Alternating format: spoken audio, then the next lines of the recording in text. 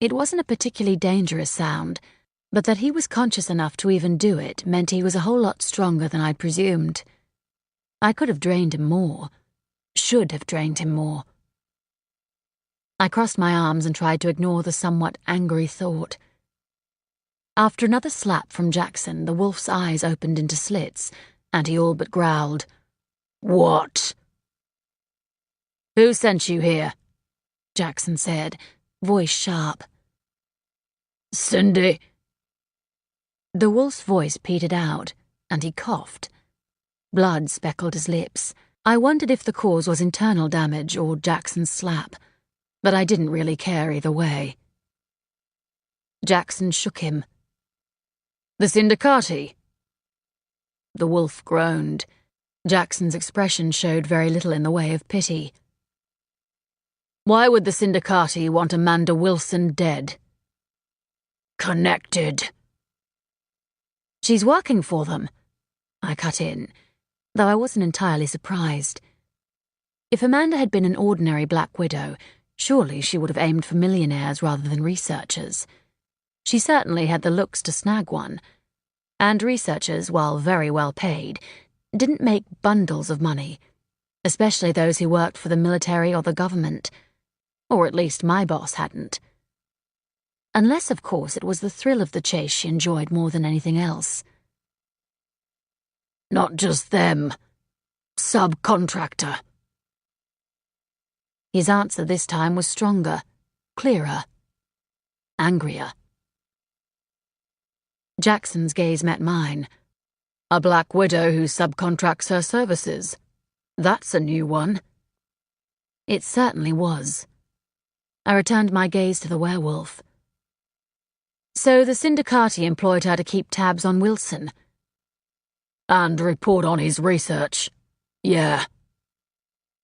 He took a shuddering breath, and I could almost see the tide of strength flush through his body. "But if that's the case," I began, letting sparks dance across my fingertips, it couldn't hurt to remind him he wasn't the only non-human in the room, even if the sparks were as dangerous as I got right now. "Why were you sent here to kill her?" If the look the werewolf gave me was any indication, I was dead meat the next time we met. "Because Wilson's dead, and they have no further use for her." "But why not give her a new victim?" Jackson asked. "Surely she's too valuable an asset to waste." "Don't ask me. I'm just a subcontractor. You're lucky I know as much as I do."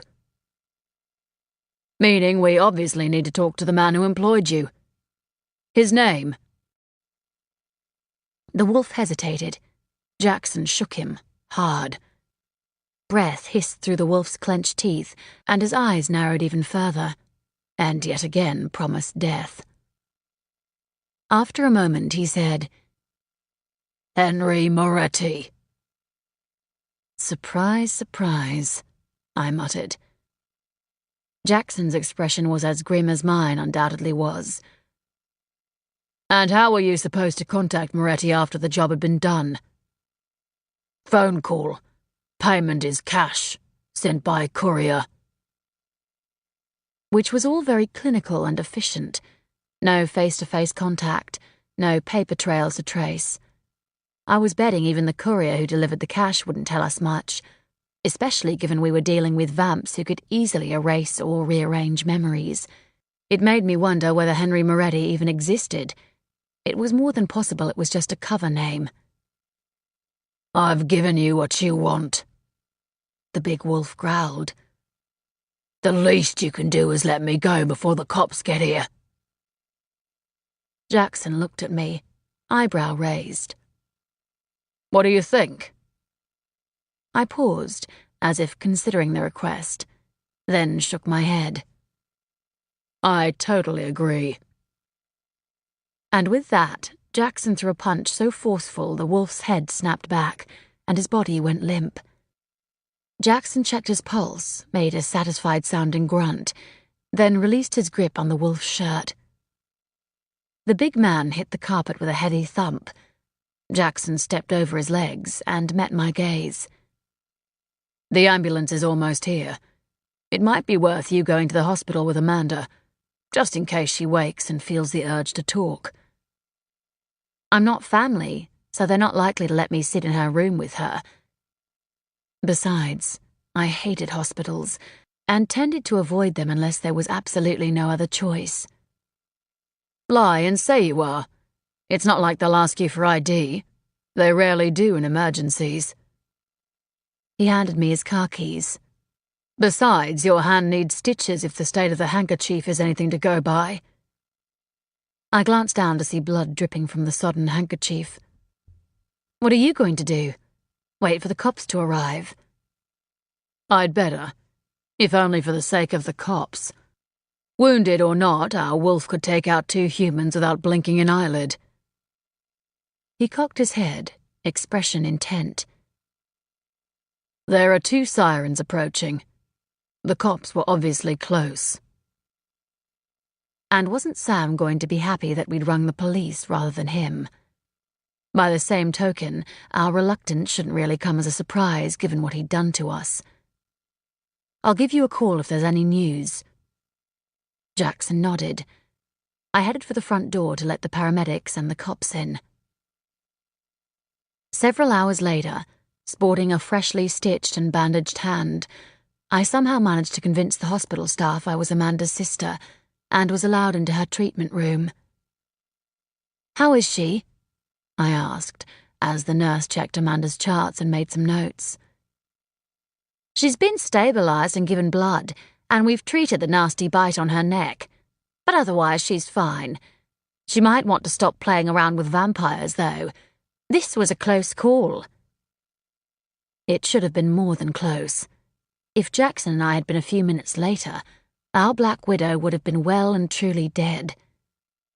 If she's got any brains, she will after this. I'd be making her if she were my sister. I wouldn't let any of them damn leeches near the neck of someone I loved. The nurse's smile was grim. She's just lucky you found her in time. That she was. The nurse hung the clipboard back on the end of her bed. I'll be back in 20 to check her again. Once the nurse had left, I walked over to the lone chair sitting to the right of the bed and dug my phone out of my purse as I sat down. I hit Jackson's number, intending to give him an update, then realised there was no reception in this part of the hospital. I cursed softly and moved the phone around in the vague hope it might make a difference. Still, nothing. And who the hell might you be? Amanda's voice was low, but it held a surprising amount of strength for someone who had been hours, if not minutes, from death.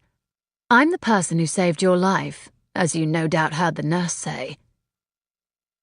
I relaxed back into the chair and pushed the record button on my phone as I put it away. And you really should be more careful about who you go to bed with. The confusion that flickered across her face actually seemed genuine.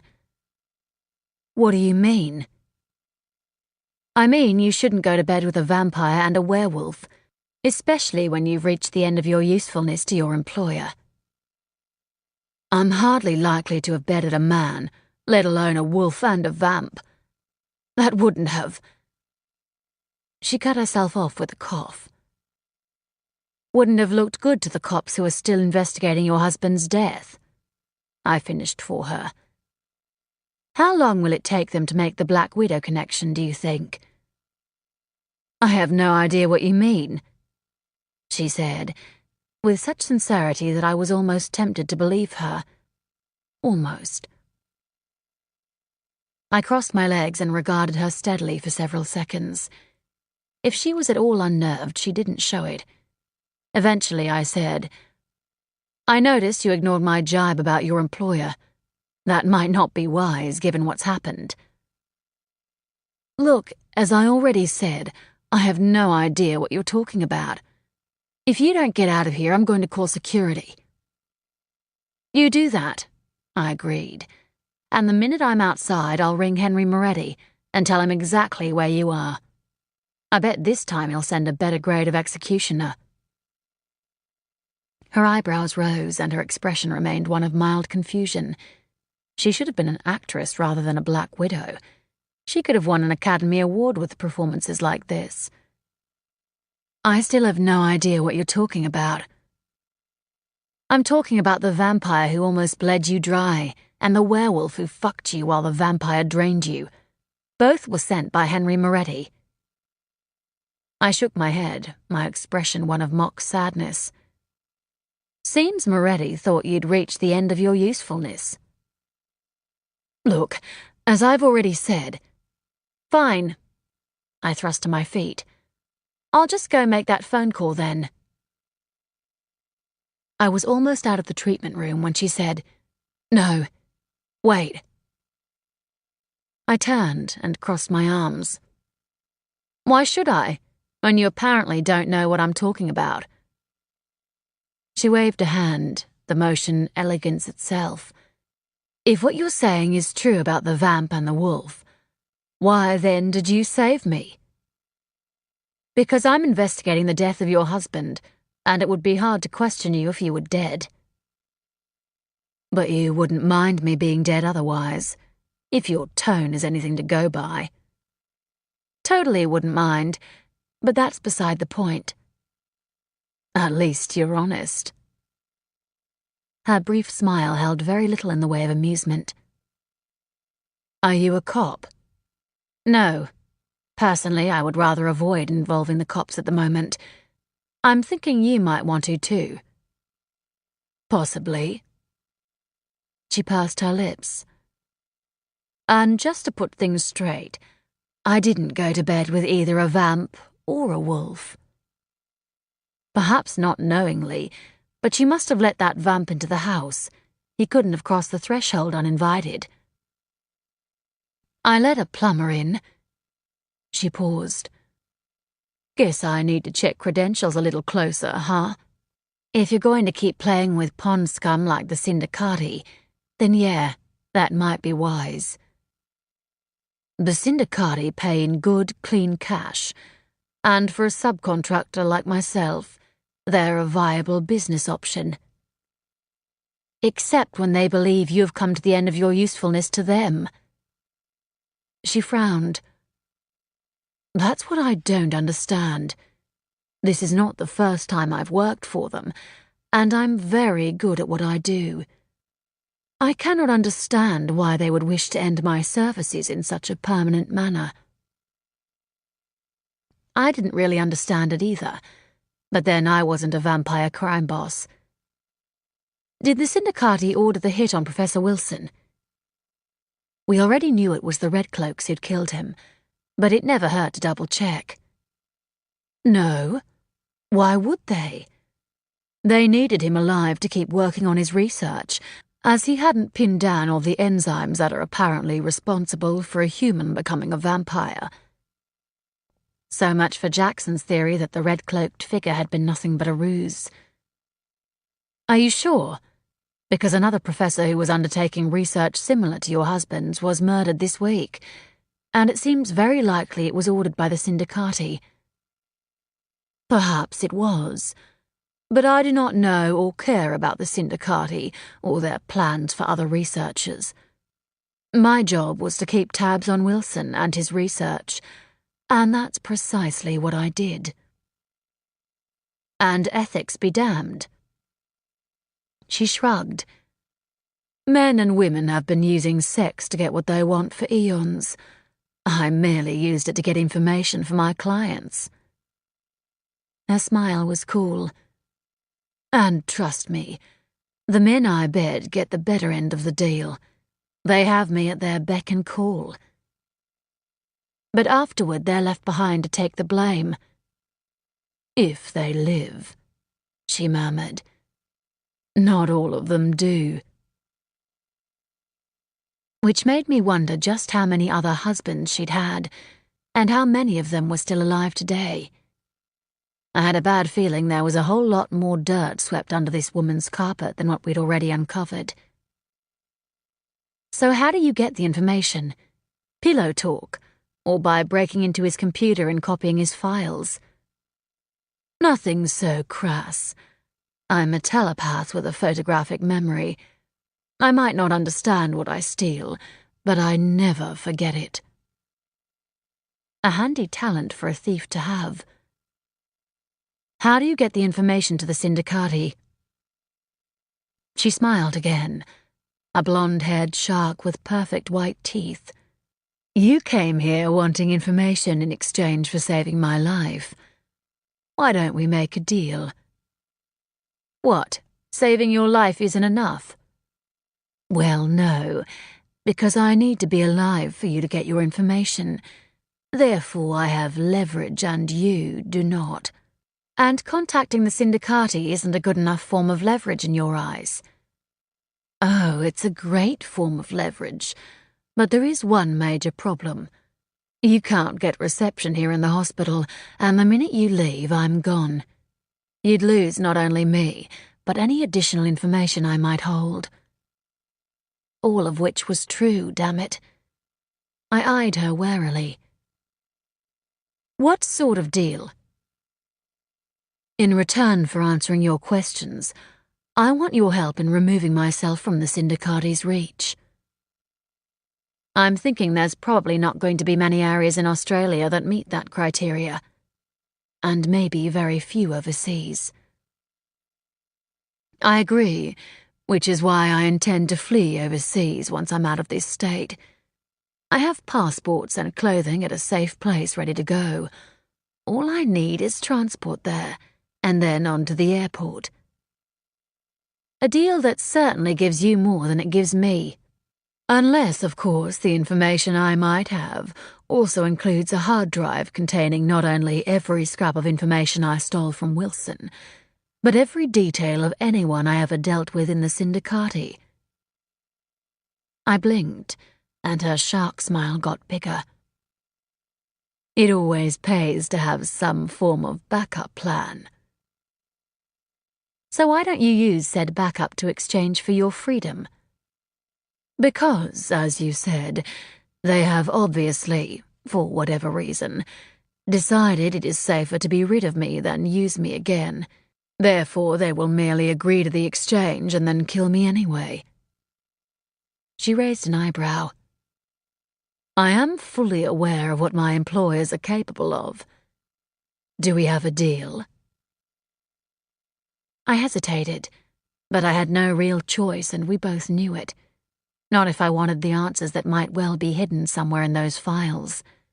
Besides, given Moretti was currently off-limits investigation-wise, it couldn't hurt to have a secondary option in the Syndicati to chase down and question. Okay, deal. She held out her hand. Shake on it. I leaned forward and clasped her hands. Electricity buzzed across my senses, and I smiled. Sorry, but I'm one of those people who can't be read telepathically. Well, damn. She didn't seem too put out, however. She pushed upright in the bed and pressed the buzzer for the nurse. Let's get out of here first. Then we'll play 20 questions. I raised my eyebrows. I doubt they'll release you that quickly. They can't actually stop me. Besides, we both know that my only chance to escape unscathed is in the next few hours. Once the Syndicati realize what has happened to their assassins, more will be unleashed. Undoubtedly. The nurse came in, and for the next half hour, Amanda argued her case about being released. Eventually, the hospital staff gave up and brought in an against medical advice form for her to sign. She did so, then, still in her hospital gown and wearing my coat, followed me into the parking lot. Right, I said, starting Jackson's truck. Where to? Southern Cross Station. I raised my eyebrows. You hid passports and clothes at a train station. Best place, she said, and close to public transport should I need a quick escape. At least she wouldn't be escaping quickly in her current get-up, not when she wanted to avoid notice anyway. Okay, I said, once we were headed into the city. Time to start upholding your end of the deal. What have you been told about Wilson's death? She shrugged. Not much. The police simply said a man in a red hooded cloak all but sliced him to pieces. And his body? Has it been released by the coroner yet? If it had been, then maybe Jackson could use his contact again and get us the coroner's report. It might not help, but it couldn't hurt either. No, it hasn't. Simply because there was no body. I blinked. What? There was no body. Her expression was amused. This time the emotion was real. The thug in the red cloak took his body with him when he ran off. But that makes no sense. Why kill him in broad daylight and then snatch his body? Were the red cloaks making some kind of statement? Or was there something else going on? Something that was far bigger than this investigation? Bigger, maybe, than even Sam realized. I had a bad feeling that might be the case. And was it possible, I thought with a chill, that they'd snatched Wilson's body to ensure they had him when he came to?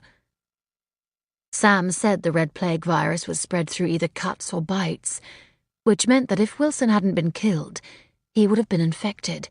So what if the virus reacted to death the same way sharing the blood of a vampire reacted in the human body?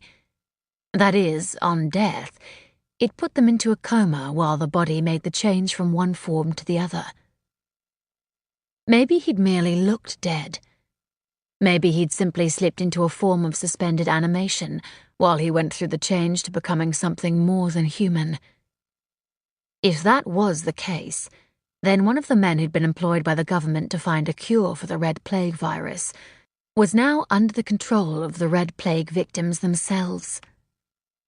And while that was a scary thought, an even scarier one was that if that was the case, then there had to be someone behind these things, controlling them.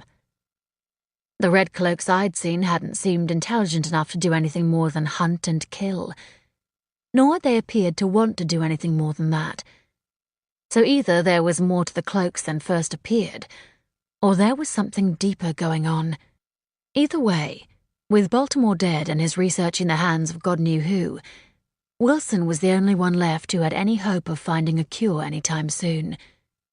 Sure, other people could pick up the pieces, try to replicate and move on. But the reality was it could take them years to even get back to where Wilson and Baltimore were. But why would the Red Cloaks, or whoever was behind them, if there was someone behind them, want to control any possible vaccine? Did they hope to use the cure for themselves, or was there a more nefarious plan? I very much suspected the latter, though I wasn't entirely sure why. Given witnesses said he used talon-like fingers to rip Wilson up, Amanda commented, drawing me from my thoughts. Maybe they simply took the body to prevent any possible DNA evidence from being found. That's what the cops appeared to think anyway. They seemed pretty certain they'd find his body dumped somewhere in the sewer system. I wished them luck with the search, because I seriously doubted they would find anything beyond rubbish, rats, and the occasional dead animal. Did Wilson seem on edge before his death? Had there been any break-ins at either the Research Foundation or at your house? She shook her head. Why? Just trying to uncover any links between the two murders we're investigating. I tapped the wheel for several seconds. What about friends? Did he confide in anyone besides you? Was there anyone new in his life? Someone perhaps he was reluctant to talk about? A lover, you mean? Her expression was amused. No, there was no one like that. It's rather hard to keep such things secret from a telepath. Undoubtedly. I glanced in the mirror and noticed a white Ford following us. Nothing unusual, given white Fords were a dime a dozen on the road these days, but there had been one parked down from Amanda's, and after everything that had happened recently, I was a little wary of coincidences. I flicked on the blinker and went into the left lane. The Ford remained where it was. I slowed as the lights ahead changed to red. Did the police mention anything about Wilson's research notes? No, but I know they're missing. I had a visit from Denny Rosen 2 days after Wilson's death. She pursed her lips, her expression thoughtful. Shame this has all gone down as it has. He might very well have been my next target. Once Wilson was finished with, you mean? Oh, no. Her expression was amused. During. Wilson is work. Rosen, as head of a major research foundation, would have been a delightful, and undoubtedly profitable, sideline. You really don't have any morals, do you? She snorted. You should check out Danny Rosen if you really want someone untroubled by morals. That man has not gotten where he is by playing nicely, let me tell you. Meaning? Meaning, while Rosen Pharmaceuticals might have held a government contract for research on that damn virus, he wasn't above sharing the information in order to line his own pockets. I frowned. Why would Rosen risk doing something that could destroy not only a very lucrative contract, but possibly his own company? Greed, she replied. It's a huge motivator, especially when you're heavily in debt.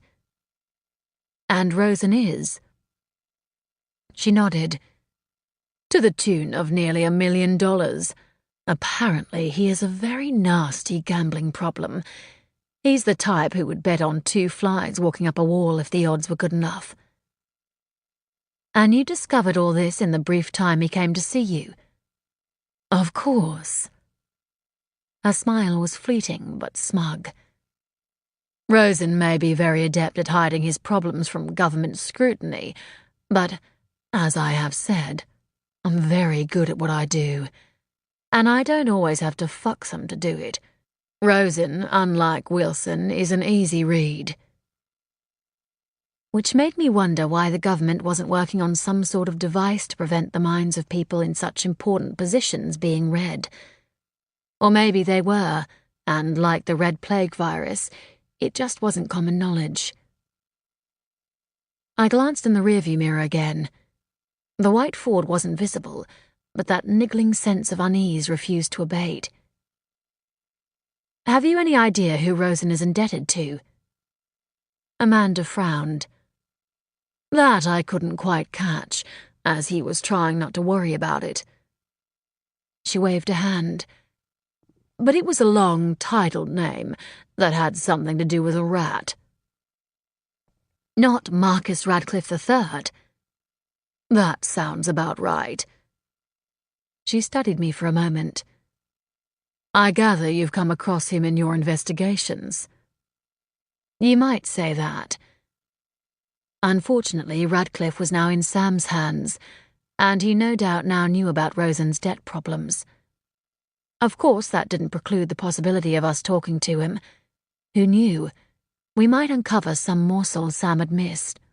And at midday tomorrow, vampires would start walking the streets. I turned onto Spencer Street and said, Okay, where in Southern Cross have you stashed your bags?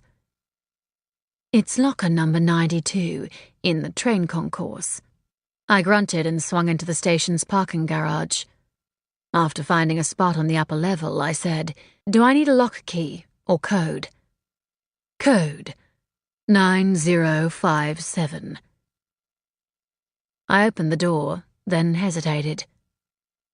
Be here when I get back. I can't go anywhere without passports or clothes, she said, expression amused. I'll be here. I studied her for a moment, not convinced, then half shrugged and got out of the car. But I didn't go all that far. Once I was out of immediate sight, I stopped the phone recording, ducked down behind an old 4-wheel drive, and waited. Sure enough, 5 minutes later, Amanda walked by, my coat fully zipped up so that only the ends of the hospital gown were visible.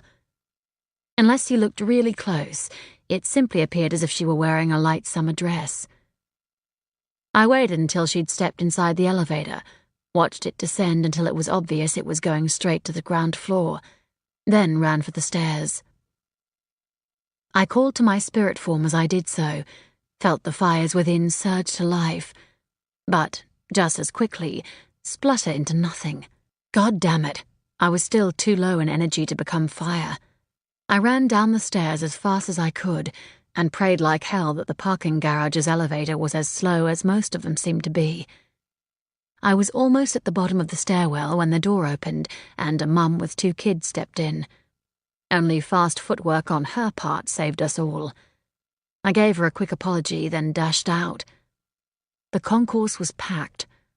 I paused and scanned the crowd heading to and from the retail centre above us. After a second or so, I found Amanda. I tagged along after her, remaining at a distance but nevertheless keeping her in sight. Unsurprisingly, she didn't head for the lockers in the main train station, but rather the ones located at the bus interchange terminal. I waited until she'd opened the locker, then, phone in hand and Sam's number on the screen ready to call, I walked up behind her and said, "Just as well I wasn't inclined to take the word of a thief and a whore." She jumped and turned around, but her expression was one of annoyance more than surprise.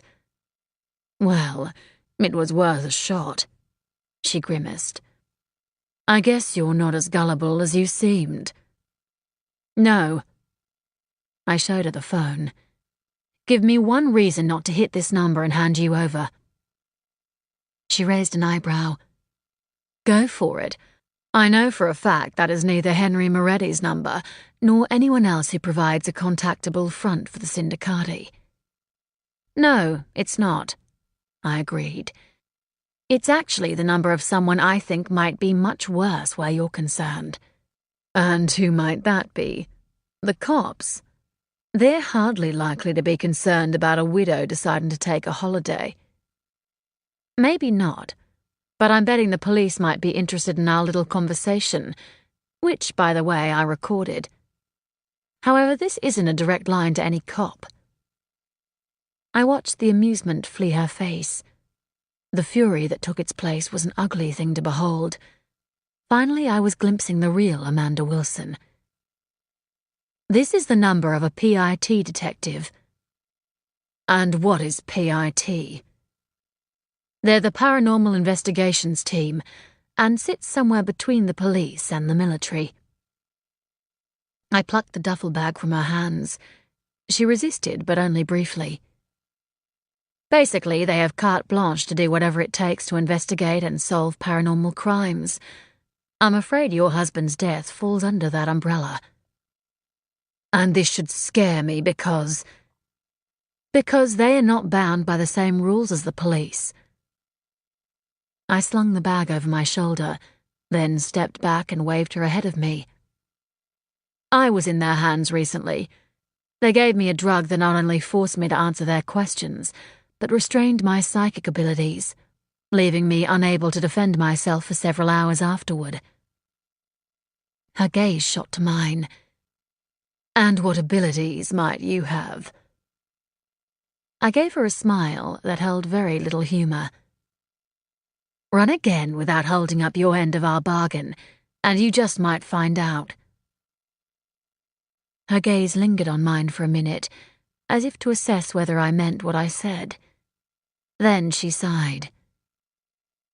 "There's a USB in the side pocket. That holds all the promised information." Conveniently, I have no computer to check this fact. Nevertheless, I found the USB and shoved it in my pocket. Then I searched the rest of the bag, found 2 more, and took those too. Her expression became even more sour, and I hadn't thought that was possible. "And now it's my turn to demand you uphold your end of the bargain." It was tempting, very tempting, to tell her to go to hell. But I'd learned over my many years that karma had a way of biting you on the arse. Breaking a deal, even if it was with someone like Amanda, was never a wise move. You know where the car is, so lead the way. She did so. 5 minutes later, we were driving out of the garage and heading down Spencer Street. A casual look in the rearview mirror revealed we were once again being followed by a white Ford. This time, that niggling sense of wrongness became a rock. What's wrong? I glanced at Amanda. We're being followed. She lowered the sun visor and slid open the vanity mirror. White Ford? Yes. How did you guess?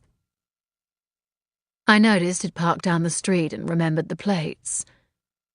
Her smile held very little in the way of humor. You tend to notice details in my line of work. I bet you did. Do you still want to head for the airport? She hesitated. Yes. Once I'm through screening, I can acquire someone's ticket, get out of the state, then disappear overseas. A statement like that just made me want to stop the car and toss her out. Then let's see if we can lose them. I didn't immediately alter my speed, just kept cruising down Spencer Street until we hit a set of lights that were changing. I slowed, as if to stop, then at the last possible moment hit the accelerator and shot through the intersection. Car horns blared, and I had to swerve around the pedestrian who'd already started crossing, but we got through unscathed. A glance in the rearview mirror revealed the white Ford pulling out into the wrong side of the road, with the obvious intent of repeating our actions.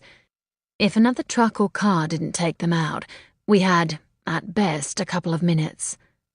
And I wasn't sure that was going to be enough time, given Jackson's truck was bright red and orange, and rather easy to spot among the more mundanely coloured vehicles. I swung onto a side street. The tyres screamed and the truck swerved dangerously. I fought for control, then hit the accelerator again. At the end of the street, I made a sharp left and belted down a narrow lane. Up ahead, someone flung open the door of a parked car. Fuck! Amanda slapped her hands against the dash to brace herself. Watch out! I hit the horn and kept my foot planted. I had a brief glimpse of the driver's rear end as he dove back inside the car. Then I hit the door. The force of the impact wrenched the door free and flung it up and over the truck's roof. Thankfully, it didn't appear to touch Jackson's shiny paintwork, but rather hit the road behind us and bounced into another parked car. I swung right onto another road and didn't slow as I made my way through the maze of side streets, all the time heading toward the airport. I eased up only once we turned left onto Mount Alexandria Road. Amanda released a long breath and said, I'm guessing we lost them. I studied the cars behind us. No white Ford, but, given who we were dealing with, that was no guarantee that we were safe, especially given Jackson's truck had been parked in front of Amanda's place for quite a while. Maybe. My voice was grim. It just depends who was actually following us, and whether they placed a tracker on the truck at either your place or at the parking garage. Her eyes widened. Do you think that's likely? I shrugged. As I said, it depends who we're dealing with. She swore. You might want to keep breaking speed limits. I snorted. Not on Mount Alexandria Road, I'm not. The last thing we need is to be pulled over by the cops, and they tend to be a little thick on the ground in these parts. She swore again and flexed her fingers, making me wonder if she was intending to punch me out and take the truck. We made it down Mount Alexandria without incident, and I could almost feel the tension slither from Amanda's body as we swung onto the Tullamarine Freeway, which was stupid, because we weren't exactly home free yet. There was still a 10-minute drive before we got to the airport. Maybe I was being fatalistic, but anything could happen. As it turned out, I wasn't being fatalistic. Just as we'd crossed the Mickleham Road overpass, a big black van came out of nowhere and smashed into the rear side of Jackson's truck, sending us into an uncontrolled spin.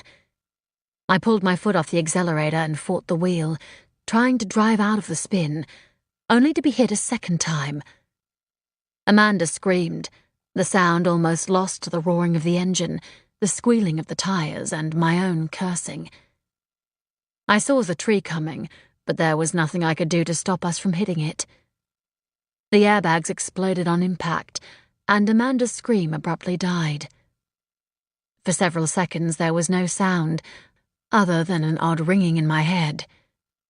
Then I became aware of creaking metal, the hiss of water, the sound of an engine roaring, of warm liquid pouring down the side of my face. I looked up, saw the black van stop and two blurry figures get out, wondered whether they were coming for Amanda or me. The information. Some still aware part of my brain whispered, "They can't get Amanda's information." Somehow, as the world started going black around me, I dragged the USBs from my pocket and slid them under the seat. Then, everything did go black, and I knew no more.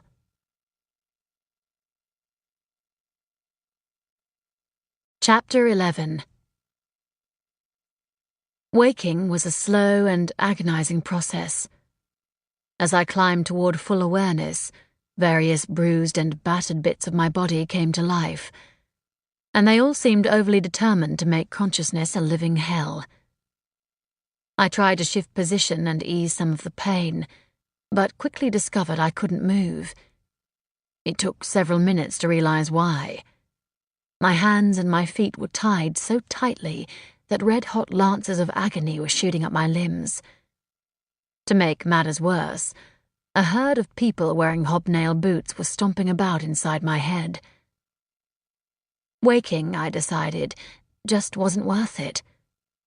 But try as I might, I couldn't slip back into the peaceful bliss of unconsciousness. I took a deep, somewhat shuddery breath and forced my eyelids open, to be greeted with nothing but black. But one thing was obvious immediately. Wherever I was no longer in Jackson's truck. I had no idea how much time had passed, but surely I hadn't been unconscious long enough that day had turned into night. And even if it had, night wasn't usually this dark. Thinking maybe there was something wrong with my vision, I blinked. It didn't help. Everything was still black. But it was a blackness that was not uninhabited. Out there in the darkness, someone was watching. I couldn't hear him, I couldn't smell him, but I was nevertheless aware of him. The energy of his presence skittered across my senses, powerful and yet oddly repelling. "I know you're there." The words came out little more than a husky whisper. I cleared my throat and tried again. "Show yourself." For several minutes there was no response. Tension crawled through me, and it was tempting, very tempting, to reach for whatever fire remained within and let it loose. But it was never a good move to reveal your trump card too soon, especially when that card wasn't up to scratch. The first thing I was going to do once I got out of this place, if I got out of this place, was re-energize with Rory so I could shift shape and burn the remnants of the drug from my system. I couldn't afford to be powerless, not when our investigation kept taking such nasty turns. I flexed my fingers, desperate to get some life into them as much as trying to uncover what I'd been tied with. It didn't feel like rope. It was cool and smooth against my skin rather than rough, and there was an odd warmth to it. Silver, I realized. They'd tied me with silver. Which under normal circumstances wouldn't have been much of a problem, as silver didn't actually restrain or hinder those of us who were spirits. But the fact that my captors had tied me with silver suggested they suspected I was non-human, even if they didn't exactly know what. "Look, whatever it is you want, just get on with it."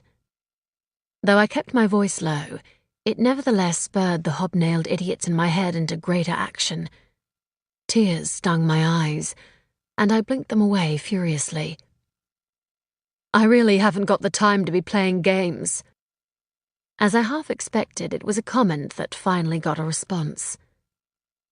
And yet, a cool voice replied, we have. It wasn't my watcher who spoke, but someone I hadn't sensed until now. Someone who stood behind me. I didn't bother twisting around to try to spot him. Not only would the hobnailed folk be unappreciative of such an action, but the utter blanket of darkness made any hope of spotting him nigh on impossible. Phoenixes weren't blessed with the extraordinary eyesight of werewolves and vampires. And that, I thought with a chill, was who held me now. Vampires. And not just any old vampires, but the Syndicati. Fuck. Well, good for you, I said, trying to keep my voice even, despite my heart hammering so hard I swear it was attempting to jump out of my chest. But as I said, I have things to do. Can we please just move this along? It is odd that you do not question who we are or why you are here. He'd moved to my left, though I'd heard no footsteps. A tremor ran through me. Only the very old ones could walk so silently. I licked my lips and tried to shove old fears back into their box. That I was still alive meant they had some use for me. Whether they'd let me go after I'd fulfilled those uses was another matter entirely. I don't question who you are because I already know that. As to why I am here... I paused, then shrugged. I might not be able to see them, but I had no doubt that the two men in this room, if they were vamps, could see me as clear as day. Vamps were blessed with night sight very similar to infrared. Even if he couldn't taste my fear or hear the pounding of blood through my veins, he'd be able to see it. I'm gathering it has something to do with Amanda Wilson. Then you would gather wrong. Meaning I was in even deeper shit than I'd thought. The voice, however, hadn't quite finished. And just who do you think we are? Syndicati, obviously. Ah, he said, his cool voice still giving little away. But then if my guess was right, and he was a very old vampire, that was no surprise. They had a tendency to become more remote, and far less human, the longer they were alive. Dear Amanda obviously talked far more than was wise. Dear Amanda had little other choice, given it was either talk to me, or I'd leave her to the tender mercies of whatever goons you decided to send after her next.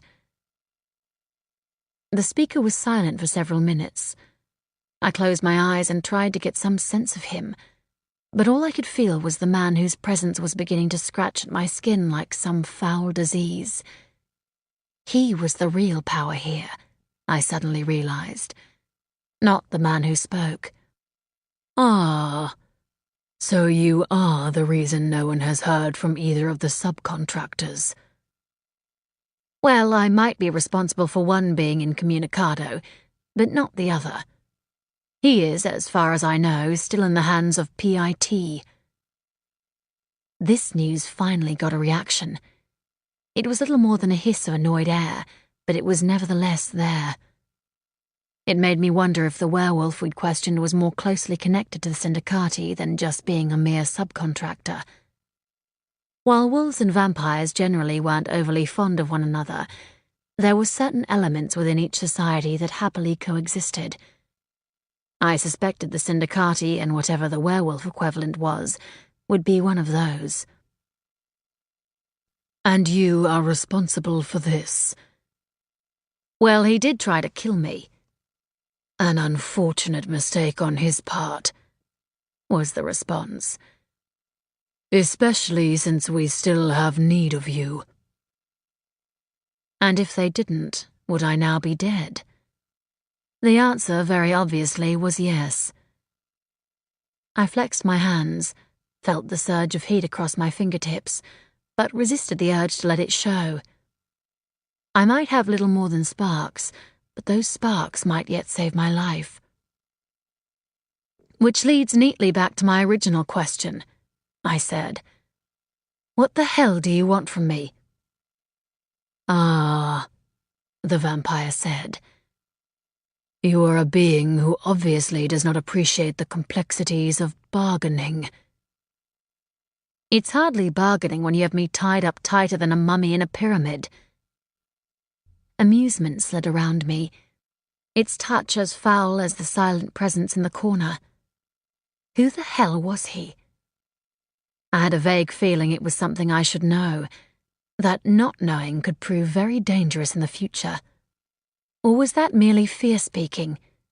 Was it a combination of the uncertainty of the moment and the knowledge that my end in this lifetime might very well come at the hands of either of these men, and that there was nothing, absolutely nothing I could do to stop it? You are tied up for your own protection as much as ours. He'd moved around to the right side of my body and was close enough that his breath whispered past my ear. I shivered and couldn't help wondering whether perhaps he was tempted to have a little taste. I swallowed, forced the thought away, then said, Yes, because one lone female of unknown heritage is such a danger to two very old vampires. Again, surprise rippled across the darkness. Interesting that you know there are two of us. You should not have been able to sense my colleague. And why is that? Because he is not what I am. Meaning he wasn't a vampire. Then what the hell was he? And how was he connected to the Syndicati? And that, of course, makes perfectly good sense. Indeed. Amusement laced his tone. Let's just say he and his kin are something society will see far more of in coming months. Meaning another race of supernaturals was coming out of the proverbial closet. Or was it something more sinister? I didn't know, but I had a bad feeling it would be in my best interest to find out, and sooner rather than later. So why doesn't he show himself? In fact, why the darkness at all? Because neither of us has any desire to reveal our identity. He paused. However, this is all beside the point. Let's, as you have requested, get down to the reason you are here. He'd moved again and was now standing directly in front of me. I couldn't see him, couldn't even see a vague outline. It was an unnerving sensation. Excellent, I said. And to repeat, what do you want? An exchange. Obviously, getting to the point was not one of this vampire's strong suits. What kind of exchange? You have something I want. I will exchange it for something you want. I raised an eyebrow. If you're talking about Amanda, then forget it. There's nothing I have that I'm willing to exchange for her. It might have been a harsh thing to say, but it was nevertheless true. If Amanda was still alive, then I'm afraid it was time for her to lie in the bed she'd made. I'd done what I could to uphold my end of the deal. I wasn't about to do anything else, not given what she was and how many lives she'd already destroyed. Dear Amanda, he replied, is not the asset we hold. Meaning she is still alive. I couldn't help the surprise in my voice. Given that they'd sent 2 goons to kill her, I'd have thought completing the task would have been their first priority. Yes, she is, but only because my colleague has decided he has some use for her talents. I remembered the way his goons had tried to kill her, and knew with a chill the talent he was speaking about was not just telepathy. Amanda would undoubtedly die, But it only would be after the dark presence was done using her, in bed and out. It was a shitty way to go, but I still couldn't muster much in the way of sympathy. Amanda had known what the Syndicati were and what they were capable of when she'd thrown her towel in with them. She could hardly complain now that things had gone sour. "If Amanda's not the card you're holding, then what is?" I asked. "A very pertinent question," the vampire replied, "and one that will be revealed in the fullness of time." I rolled my eyes. It was just my luck to be captured by a vampire who would not be hurried, although I guess that wasn't necessarily a bad thing if what lay at the end of this was my death. "Then what do you want in return?"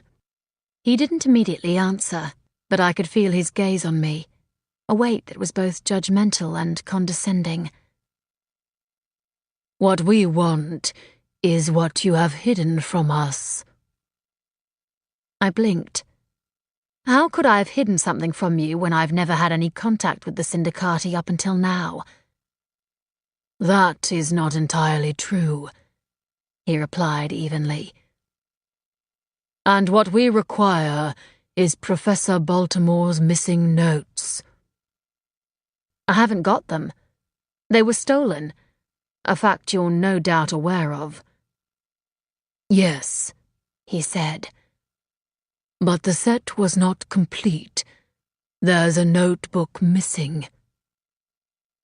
Meaning the Syndicati had been behind the thefts. But did that also mean they'd killed Baltimore? It seemed logical, and yet... My gaze drifted to the unclean presence hiding within the deeper darkness of the room. He wasn't a vampire, and that meant he could cross thresholds uninvited. Maybe I was clutching at straws, but I had a suspicion that even if he hadn't killed Baltimore, he'd at least been there. "Why in the hell would you think there's a notebook missing? You've not only stolen all the information the professor had on either the Foundation's computers or his own, but the notebooks I had as well." "That is the problem. As I said, we do not possess all the notebooks. There's one missing." I frowned. "No, there's not. I had 5. You took 5. End of story." Again, amusement swam around me. "You may have been given 5, but we only hold 4. You will find that missing notebook, and you will return it to us." "In exchange for what? We're hardly bargaining here because, as far as I can tell, you have nothing to give me in return." "You do not consider your life good enough?" "Well, no, because you actually need me alive to find the notebook. And trust me, you wouldn't want to try to kill me after the exchange, because that could go very badly for you." Says the woman who, as she noted herself, is trussed up tighter than a mummy and reliant on our goodwill to remain alive. "And yet," I replied, keeping my voice level despite the surge of both fear and fire, though the force of the latter suggested that while I wasn't anywhere near full flame, I might be able to defend myself from at least one of them. "As you yourself noted, you have me so tightly contained because you're aware that I represent a very real danger to both you and your watcher." "Perhaps," he conceded. "And perhaps we merely prefer to be prepared." Well, it worked for the Boy Scouts, so why not the Syndicati? "Look, enough with the word games. Play your trump card and let's be done with it." "As you wish." It was said so formally it wasn't hard to imagine him bowing as he spoke. "Please, pay attention to the screen on your right." As he spoke, a bright light cut through the darkness, taking me by surprise and making my eyes water. I blinked furiously to clear my vision, and saw on the small TV screen Jackson. He'd been placed on a sturdy metal chair connected to the floor, his limbs tied separately to each leg of the chair, and by silver, if the gleam along the wire was any indication. There was another strand of much finer wire looped around his neck, which was connected to the ceiling. It wasn't choking him, but if he tried to move, tried to escape, it would slice into his neck and perhaps even decapitate him. The thin trickle of blood around his neck suggested he'd already tested the boundaries of the noose. But he obviously hadn't gone down without a fight, because his face was bruised, his lips cut, and his left eye swollen shut. His torso was in little better shape, with his clothing torn and blood splattered, and cuts scattered across his chest and upper arms. Anger surged through me, but again I controlled my fire. Now was not the time to reveal my hand, but Sam was certainly going to get more than an earful if I ever ran into him again. He was the reason this had happened. If not for that damn drug he'd administered, there was no way known the Syndicati could have gotten the better of a Fae, not when he could use the tiniest spark to create a bonfire strong enough to take out an army. But they had gotten the better of him, and he was now one hell of a trump card. I could not, would not, let him come to harm for the sake of some damn research notes. "A decent enough play," I said. "But there is one sticking point. What guarantee do either of us have that you'll let us free once I've found the missing notes?" "You have my word," the vampire said. "You will both walk free once we have the final notebook in our possession." Yeah, but just how far would we get before they tried to take us out? "Forgive me if this sounds insulting," I said as politely as I could manage, and yet unable to help the slight edge of cynicism. "But the word of a vampire afraid to reveal himself is not something I'm inclined to put a whole lot of faith in." Anger surged, so fierce and thick it momentarily snatched my breath, which was pretty scary given I wasn't usually that sensitive to emotions. I held my breath, my fires an invisible force ready to explode from my body. What good it would do me when I was so well tied up I had no idea. If I'd been able to shift form, it would have been a different matter. But I couldn't. Not yet. Not until I got back to Rory. The vampire didn't attack. In fact, he didn't do anything more than shut down the TV and plunge us back into utter darkness. "You have 24 hours, he said, voice clipped and colder than hell itself. "If you have not contacted us in that time, or if we suspect police or PIT presence, we will scatter bits of the Fae from one end of this city to another." 24 hours didn't seem anywhere near long enough to find the missing notebook, not given I had no idea where the hell it could be. But I kept my doubts to myself. 24 hours at least gave me time to look, and time to figure out not only how to free Jackson, but how to stop these bastards from getting what they wanted. "And how do I contact you once I've found the notebook?" "We have placed a number on your phone," he said. "Ring it once you've found the notebook, and we will arrange an exchange." "The Fae had better not sustain any more wounds," I said, voice as cold as his. "Or there will be hell to pay." "Do not threaten us." He was so close that his breath whispered across the nape of my neck. My breath caught somewhere in my throat, and my stomach began to churn as I waited for that moment when teeth pierced skin. For several seconds nothing happened. Then he chuckled softly. The sound jarred uneasily against the ink surrounding us. "It would not be wise." "I didn't threaten." My voice was little more than a croak of fear, but I couldn't help it. He might not smell as bad or radiate the desperation of the vampire who'd killed me several lifetimes ago, but he was still a vampire, and his hunger was so palpable I could have touched it had my hands been free. I merely made a statement of fact. As indeed do I. His breath continued to brush my neck. There is no place in this city we cannot get access to should we desire, and therefore no place that is safe from our ire. Remember that the next time you are tempted to make a statement of fact. And with that, something pierced my neck. Before I could flame, before I could even scream, the ink descended, and I knew no more. Waking the second time was no easier than the first. I groaned loudly and rolled onto my back, and the mere fact that I could do that had my eyes springing open. It was immediately obvious that I was no longer in the hands of the Syndicati. The utter darkness had gone, replaced by thunderous skies and a drenching mist of rain. And I have to say, I've never been so happy about getting soaked in my life. I was free, and I was alive. It was definitely my lucky day. The ground underneath me was slushy, meaning it had been raining for some time before I'd been dumped here, wherever the hell here was. There was no traffic noise and no industrial noise.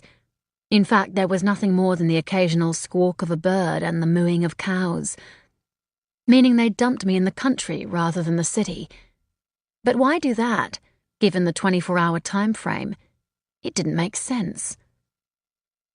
Unless, of course, the Black Room itself was somewhere in the country rather than the city. I carefully propped myself up on my elbows, but even that small movement had the hobnailed idiots in my head starting up again. I winced and tried to ignore the pain as I looked around. I was, as I suspected, in the middle of a field. Several cows were giving me the evil eye from under the corner of nearby eucalypts, and beyond them kangaroos grazed near the banks of a decent-sized dam. Farther down the hill, sitting in a small hollow, the tin roof of either an old farmhouse or barn was visible through the trees surrounding it. I shifted position, waited for the idiots in my head to calm down, and studied the land above me.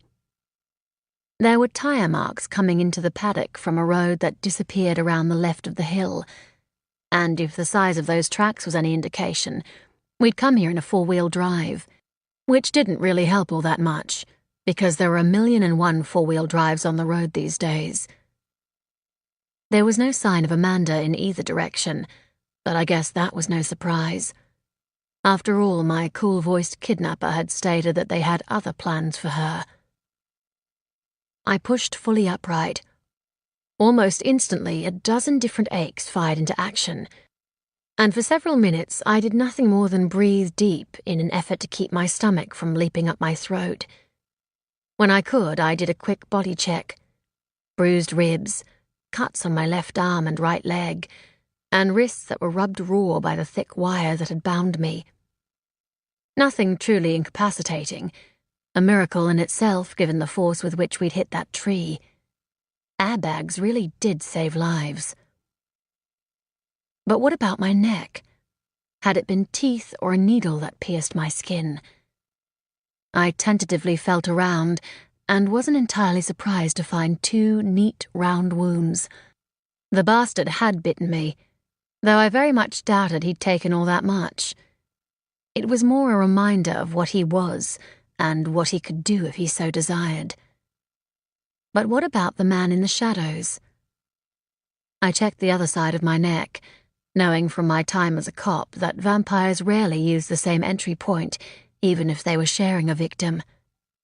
Luckily, it appeared as if I'd been spared the horror of my unsavory watcher taking a sip, though why I should be more scared of being bitten by him than the vampire who'd done all the talking, I couldn't really say. I took another deep breath that did little to ease the various aches and pains, then went through my pockets. All empty. Not that I'd had much in them to begin with. Thankfully, there was a suspiciously familiar brown shape half hidden in the grass 10 feet or so away. With any sort of luck, my phone and my wallet would still be inside. I pushed upright. The paddock did a mad dash around me, and my knees briefly buckled. I swore loudly and fought to remain upright, knowing that if I went down, I'd more than likely stay there. The cows, it seemed, were unimpressed by my language, because they now had their butts to me. I glanced down at the valley, then up at the road, and decided to go up rather than down, simply because it involved less distance and far fewer fences to climb over. I walked across to my handbag. A quick look inside revealed both wallet and phone, but then it would hardly make sense for them to take either of them, stranding me in the middle of nowhere with no way to communicate, and no cards or cash to grab a taxi wasn't going to get them the notebook any quicker. I turned on my stolen phone and discovered that it was nearly 4 in the afternoon. I'd been in the hands of the Syndicati for more than 5 hours, even if I couldn't remember more than half an hour of it. I scrolled through the contacts list, looking for the number I was supposed to ring once I'd found the notebook, and discovered it under the name of Mr. Dark and Dangerous. Someone in the Syndicati had a warped sense of humor. The next thing I did was take a couple of photos of the tire tracks. Who knew? Jackson's secret source might be able to uncover what type of 4-wheel drive used these type of tires. How that would help us find the vehicle, I had no idea. With the way our luck was running, it'd turn out to be a tire used by most of the major 4-wheel drives found here in Australia. That was presuming, of course, Jackson got out of this alive and in one piece. God, I hoped he was okay. I hoped the Syndicati weren't dining on him as they had on me. I squished down the worry and contacted Rory. "Thank God you're okay," he said without preamble. "I heard over the radio that there'd been a major crash on the freeway involving a red truck and a van, and I was worried it was you and Jackson." I hesitated, knowing he'd be madder than hell given my promise to keep safe, then quickly updated him on all that had happened. "Damn it, Em," he exploded. "They could have killed you."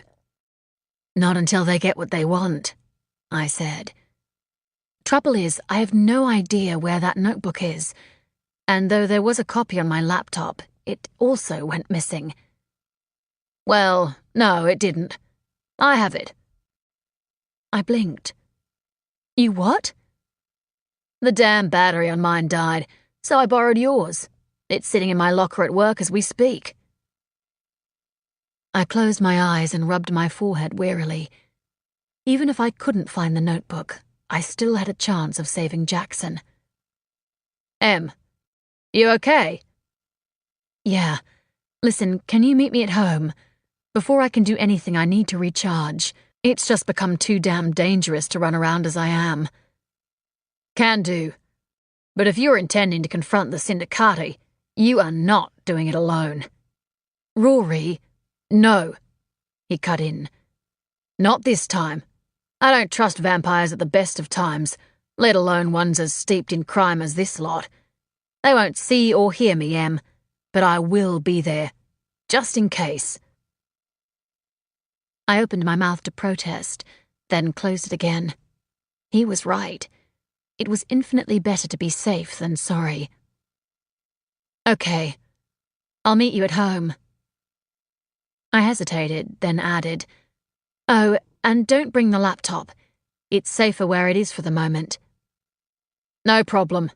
See you soon." I hung up, then slowly made my way up the hill. The clean air and exercise didn't make the hobnailed folk any happier, but it wasn't like I had much choice. The road at the top was little more than a thin strip of gravel, and I hesitated, undecided whether to go left or right. Neither direction appeared particularly promising, given there was little more than trees and scrub to be seen either way. I tossed a mental coin, then headed right. At least it was downhill. Hopefully it would lead somewhere. Even some sort of street sign would be handy right now. Then I could call a cab. After what seemed like ages, an odd sound began to cut across all the birdsong. I frowned and stopped. After a moment, I realized it was a car coming up the hill toward me. Relief filled me, but it was quickly followed by wariness. This road didn't look particularly well used, so what were the odds of someone coming along at the precise moment that I needed them? None. Not the way my luck had been running of late. It couldn't hurt to be cautious. Even if it turned out to be a coincidence, as Rory had already noted, it was far better to be safe than sorry. I headed off the road, pushed my way through several feet of thick scrub, and sheltered behind the trunk of a big, old ghost gum. A dark blue car soon came into view. The windows were heavily tinted, so I couldn't see who was inside, but it slowed as it neared my tree. I resisted the urge to step closer to the trunk, knowing any sort of movement just might capture their attention. If, of course, they were actually looking for me, and not just slowing down for the corner. The car crawled past, then stopped. My breath caught somewhere in my throat. Damn it. What else could go wrong today? Wasn't being rammed into a tree and becoming an unwilling guest of the Syndicati enough? Apparently not. Because the door opened, and a man climbed out. It wasn't a stranger, and it wasn't a vampire. It was Sam. Chapter 12. Silently cursing my luck, I stepped out from behind the tree and said, "What the fuck are you doing here?" "Rescuing your stupid ass, obviously." His voice was clipped, frosty. "Why else would I be out here in the middle of goddamn nowhere?" I crossed my arms and glared at him. "And just how do you know I need rescuing?" He snorted, his gaze sweeping me. Though his expression remained hostile, there was the tiniest spark of relief in his eyes when his gaze met mine again. "Anyone with half a brain can see that you need help, even if you're too stubborn to admit it." "And why might that be? Care to take a fucking guess?" He raised an imperious eyebrow. "Because you didn't step away from the investigation when you were told to." My fists clenched, and for the first time in hours I was glad I didn't have much in the way of flames. It would have been entirely too tempting to burn his arrogant ass to hell and back. "And maybe, just maybe, it was the drugs you gave me that all but handed me over to the Syndicati." He stiffened abruptly. "When did you land in the Syndicati's hands?" "Like you didn't know." Sarcasm rode my voice. "Isn't that why you're out here? To gloat and say I told you so?" "No. I'm out here because the tale we'd placed on you reported the incident with the van, and we've been searching for you ever since." "And you just happened to be assigned to the very area I was dumped." I snorted. "That suggests either dumb luck or connection to me, Sam." "If," he said, voice low and barely controlled, "you're suggesting I'm connected to the Syndicati, you would be well advised to take it back." The darkness and fury in him was so fierce, the blood drained from my face, and I couldn't help retreating a step. "So it was dumb luck?" He hesitated, then shrugged. "It was just an odd hunch." An odd hunch. Very convenient. And yet I did believe his statement that he was involved with the Syndicati. Had it been Luke saying those words, it would have been another matter. I frowned, wondering why Luke had even entered my thoughts, then said, "And why would you and PIT even bother looking for me, given I'm nothing but a nuisance getting in the way of your investigation?" "Because," he said, voice tight, "you're a key player in that investigation, and one we certainly don't want in the hands of the Syndicati." "Yeah, well, shame you didn't think about that before you gave me the drug and left me defenseless." He snorted. "You could still use that tongue of yours. It's sharp enough to cut glass after all." "Just fuck off, Sam."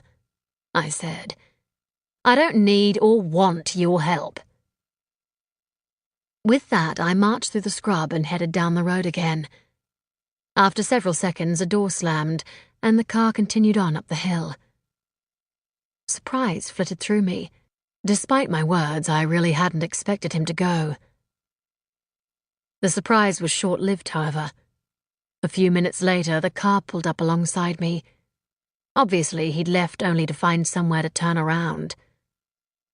"Red," he said as the passenger side window slid down. "Get in the car." "What, are you going deaf or something? Didn't I just tell you to fuck off?" "And we both know I'm not going to. Get in the car." I stopped. So did he. For several seconds we simply glared at each other. But the truth of the matter was I did need help, and it was stupid not to accept his just because I was madder than hell at him at this particular moment. Besides, being stubborn wouldn't help Jackson, but Sam just might. I opened the door and got in. He planted his foot on the gas and the car took off. "So," he said, once we were on the main road again. I could see the city skyline in the distance, but had no idea where we were in relation to it. "What did the Syndicati want?" "What do you think they wanted?" I couldn't help the annoyance in my voice because, well, it was a stupid question. "Obviously it was related to Baltimore's research, but all indications suggest they have that already." The darkness in him briefly rose, touching his eyes and sending chills down my spine. Thankfully, it disappeared as quickly as it had appeared. I wish I could say the same about the desire that always stirred when he was this close. He added, "Unless, of course, you're holding additional information you haven't told anyone about." "I'm not. Baltimore gave me 5 notebooks to transcribe the night he was murdered, and that's all the information I had." "Well, they didn't snatch you for the hell of it, so what did they want?" "The 5th notebook." He frowned. "But they snatched all the notebooks from your apartment, didn't they?" "Well, someone did. There's no evidence it was actually the Syndicati." "I can't imagine it being anyone else." I shifted slightly in the seat and studied him for several seconds. He didn't react in any way to my scrutiny, though I had no doubt he was aware of it. Eventually I said, "Can't you?" He frowned. "Can't I what?" "Imagine anyone else wanting the research." "Well, yeah, the government. But the government wasn't involved in the raid at your apartment." He paused, giving me a dark look. "And before you say it, neither were we." "Of course, I have only your word on that." It probably wasn't the wisest comment in the world, but it was out before I could stop it. The inner bitch, it seemed, was alive and kicking, even if the rest of me felt like doing nothing more than rolling over and having a good sleep. "Of the 2 people in this car," he growled, "there's only one with a history of lying, and it's not me." "I didn't lie," I snapped back. "I just didn't tell you the entire truth." He snorted. "That's a cop-out, and you know it." "What I know," I said, voice icy, "is that I believed you couldn't and wouldn't understand the situation with Rory. I still think that. Hell, you can't even hear his name without exploding in anger. And for a damn good reason." "Did it ever occur to you that I might also have had a good reason?" "You were sleeping with another man," he growled. "Even as you were professing to love me. What more is there to understand than that?" "Far more than you will ever know," I bit back. "Life isn't black and white, Sam. Not when you're dealing with someone who isn't human." "But you live in a human world, and you were with someone who at the time held very human beliefs. How the hell did you expect me to react?" There was anger in his voice, but there was also hurt and pain. It was a reminder that while his reaction had hurt me to the core, it was my actions that had truly ended our relationship. It was my refusal to trust, to share what I was and what that meant, to believe that someone could love me once they knew. That had doomed us from the very beginning. Even so, I couldn't help saying, what I expected was a chance, but you couldn't even look me in the eye once I told you what I was. Because when I looked at you, all I saw was a lie. You, me, everything. It was all a lie. I closed my eyes against the sudden sting of tears. It wasn't a lie. Not then, not now. If you believe that, I said quietly, then you're an even bigger fool than I thought. Well, that, at least, is something we can agree on. His voice was bitter. Who else do you think could have taken the notebooks, if not the Syndicati or us? I took a deep, somewhat shuddery breath, and fleetingly wished I could turn my emotions on and off as easily as he seemed able to. It could be the very same people who took Professor Wilson's body. A lone muscle along his jawline ticked, but other than that, I might as well have been staring at a blank canvas. And why would you think that? Well, it's hardly likely the Red Cloak snatched Wilson's body for the sole purpose of getting rid of any DNA evidence that might have been found on it. An attack as public as that one suggests it was a very deliberate choice, and that means there's another reason, one that's a whole lot scarier. That Professor Wilson is alive, and now one of the Red Cloaks. He briefly met my gaze. We are aware of that possibility. Then why not at least mention it when you knew Jax and I were investigating Wilson's death? Why would I, when fruitlessly pursuing information on Wilson at least kept you away from Baltimore's investigation? What? You didn't trust your own drugs to do the job for you. I ordered you away from Moretti, and for a damn good reason. He's not someone you want to tangle with, in any way, shape, or form. Especially now. I frowned. Why especially now? He took a deep breath and released it slowly. Obviously, he hadn't meant to add that little tidbit. Because the Syndicati is on the verge of a factional war, and it's not something you want to be caught in the middle of. No, it certainly wasn't. But if that was the case, which faction had questioned me? Moretti or the other? And did it even matter in this particular case? Yeah, well, I'm not exactly defenseless, I muttered. Or at least I wasn't until you snatched any recourse I had of self-defense. Let's not get overly dramatic, Sam all but growled. The drugs only dampen psychic capabilities, and shape-shifting for 48 hours. I'd foolishly hoped that you might come to your senses within that time and leave the investigation to the experts. But I should have known better. It's kind of hard to walk away from something when vampire goons and their werewolf buddies seem intent on either tracking me down or beating me up. I shook my head. But that's not the only reason drugging me was dangerous, Sam. I'm spirit, not flesh, and no matter how much you and your organization think they know about phoenixes, trust me, it's little more than a drop in the ocean. And I will do whatever is necessary to protect the people I work with against forces that could destroy us, Em. And if that means risking the effects of a drug on an unknown entity to prevent an attack, then so be it. But that entity was someone you'd once professed to love.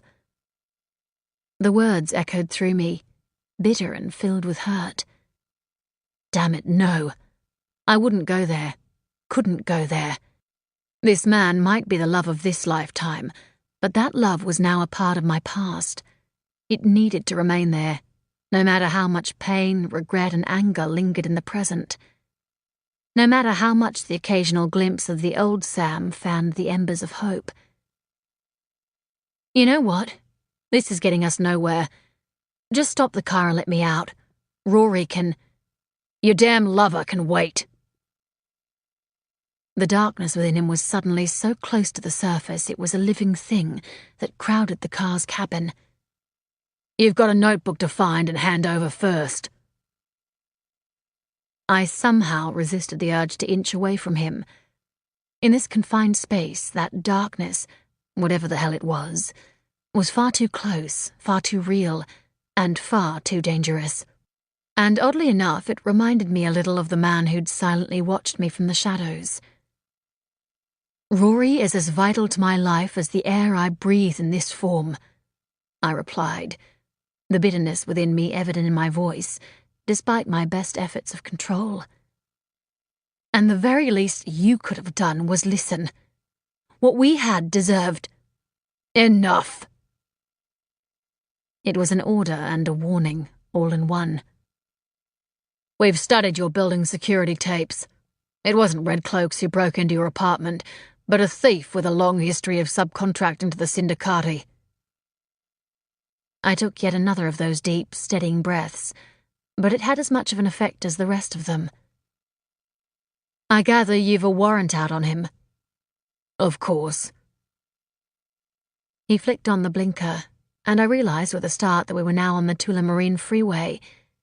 Whether Sam was heading to PIT's headquarters or my home was very much up in the air, but I suspected the latter, given he wouldn't want to risk me finding the notebook and handing it over to the Syndicati. "Unsurprisingly," he continued, "he's made himself scarce, but we have people checking his usual hangouts just in case. The question, however, is why, if the Syndicati have all the notebooks, do they now believe they are missing one?" "That I can't tell you." "Were there 4 or 5 on the USB you gave to me?" 4. As I told you when I handed it over. I'd typed up the remaining one, but hadn't gotten around to transferring it. I still had those notes, thanks to Rory, but I wasn't about to tell Sam that. Not yet. I might need it as a bargaining chip for Jackson's life. "And you have no idea what happened to the final notebook," Sam said. "No. As I've told both you and them, as far as I was aware, all 5 had been stolen." His gaze narrowed, and just for a moment it felt as if he were trying to read my mind and unpick truth from lies. Eventually he said, "Well, obviously not by the Syndicati, if they were willing to go to such lengths to secure it." "I think they saw me with Amanda Wilson and decided to kill 2 birds with 1 stone, so to speak." I hesitated. "You do know that the Syndicati tried to kill her, don't you?" He shrugged. "To be honest, good riddance. But why the hell didn't you report the attempted murder to us, rather than the police?" "Because I was, and still am, pissed off at you." "Yeah, well, that's a two-way street," he muttered. "How are you supposed to get the notebook back to the Syndicati?" I crossed my arms and looked out the side window for several seconds. It was tempting, very tempting, not to answer, but I'd already seen the lengths he was willing to go to get what he wanted, and I wasn't about to risk another such debacle, not with Jackson's life on the line. "They've given me a number to call." "What number? I'll have it traced." "Why?" "It'll undoubtedly be a burn phone." "Perhaps, but we might be able to get GPS positioning on it." "And how does that help exactly? Whoever is currently holding the phone will be a subcontractor. The Syndicati haven't shown any real propensity to place themselves in the line of danger." "Exactly. Which means the fact that they took such a risk to grab you in broad daylight even odder." "As I said, I think I was merely an opportunity too good." "And what?" he bit back. "If you were wrong? What if you were the target all along, and they were merely waiting for the right moment?" "If they were going after me, they could have done it a whole lot sooner. Hell, I was next to useless for hours after you dumped us." "Except that they must have known we were watching you. That accident was not only very well timed, but executed in an area from which they could get away very fast. And they took our people out along with Jackson's truck. Another chill ran through me. To do something like that took time and planning, and that could only mean he was right. But it also meant Amanda might not now be in the hands of the Syndicati if she hadn't insisted I uphold my end of our deal.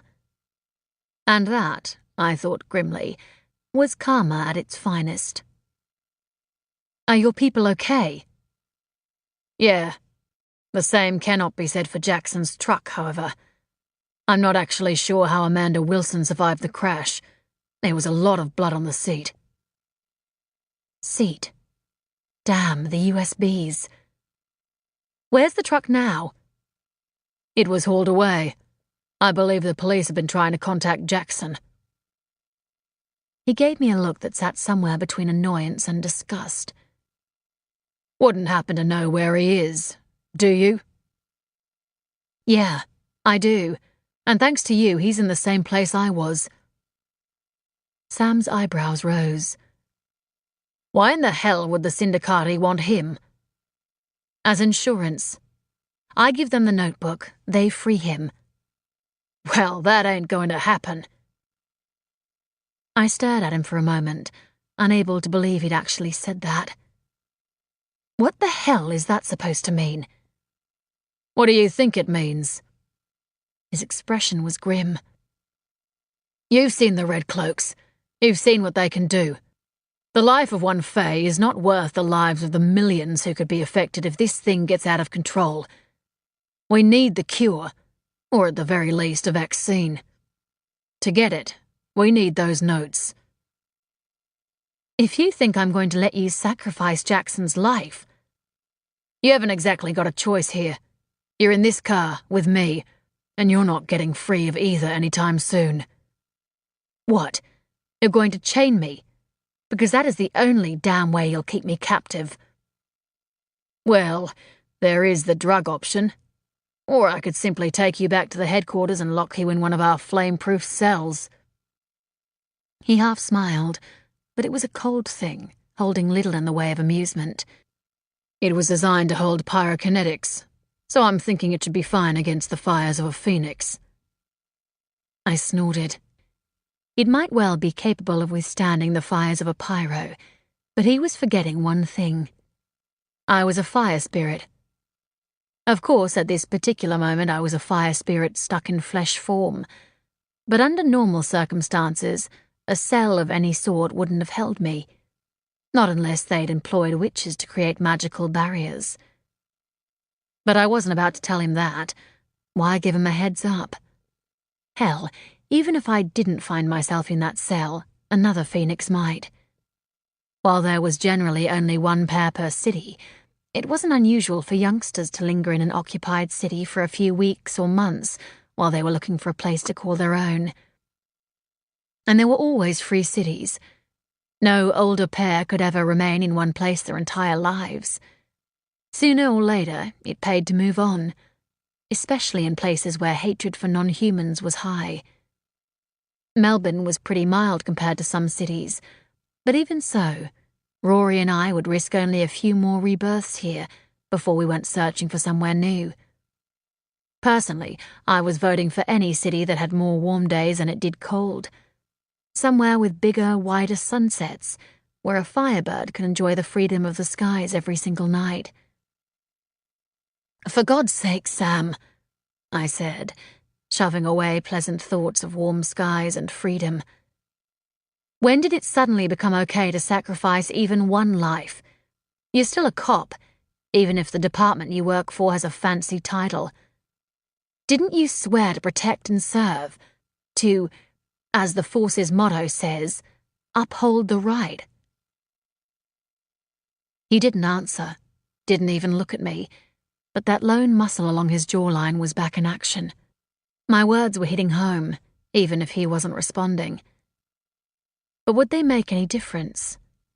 Once, maybe, but whatever had happened in the years since we'd parted had obviously altered at least some of the core beliefs and values of the man I'd once loved. Would always love. no matter how much I fought it. I sighed. Look, I know we can't give the Syndicati what they want, but by the same token, you cannot seriously be saying you're going to let Jackson die. If you do, then you and PIT are no better than the things you hunt. Sometimes, he said, his voice holding a deep edge of bitterness, you have to become the darkness if you're to have any hope of hunting it. And he had become that darkness. It was in him, around him, but it hadn't yet totally consumed him. He wouldn't be arguing with me like this if it had. The minute any society starts that sort of thinking, it dies. Trust me, I know. He gave me another of those dark glances, blue eyes glinting fiercely in the gloom of the car. A tremor ran through me, fear and desire combined. Just how old are you, Red? Didn't your mother tell you it's impolite to ask a woman's age? Meaning, I take it, you've had more than a few rebirths. Yes. I've seen death in all her forms, and I have no desire to see her revisit anyone I care about. I met his look evenly. Hell, I don't even want to see her visit someone I used to care about, which is why I saved your useless ass in the first place.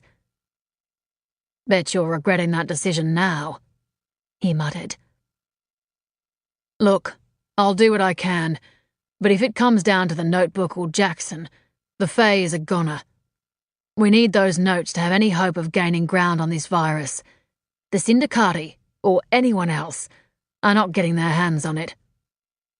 Unfortunately, I said, they've already warned that the minute they suspect PIT or police involvement, Jackson is dead. Then he dies. We have no other choice. There are always choices, Sam. You've just got to be open to them. He made a short chopping gesture with his hand. There is no alternative in this case, Red, and you know it. The time had come to reveal the ace up my sleeve, and hopefully it would be an ace, and not another brick wall. That's not exactly true, I said. You know how we'd presumed they'd taken my laptop along with the notes? Well, they didn't. Rory has it. And you've known this how long? He said, voice remote and all the more scary for it. Since about 5 minutes after I woke up in that field.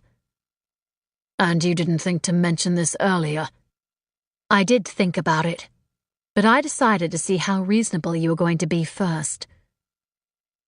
He shook his head, his expression a mix of annoyance and frustration, which was infinitely better than that dark and scary anger. And this alternative of yours?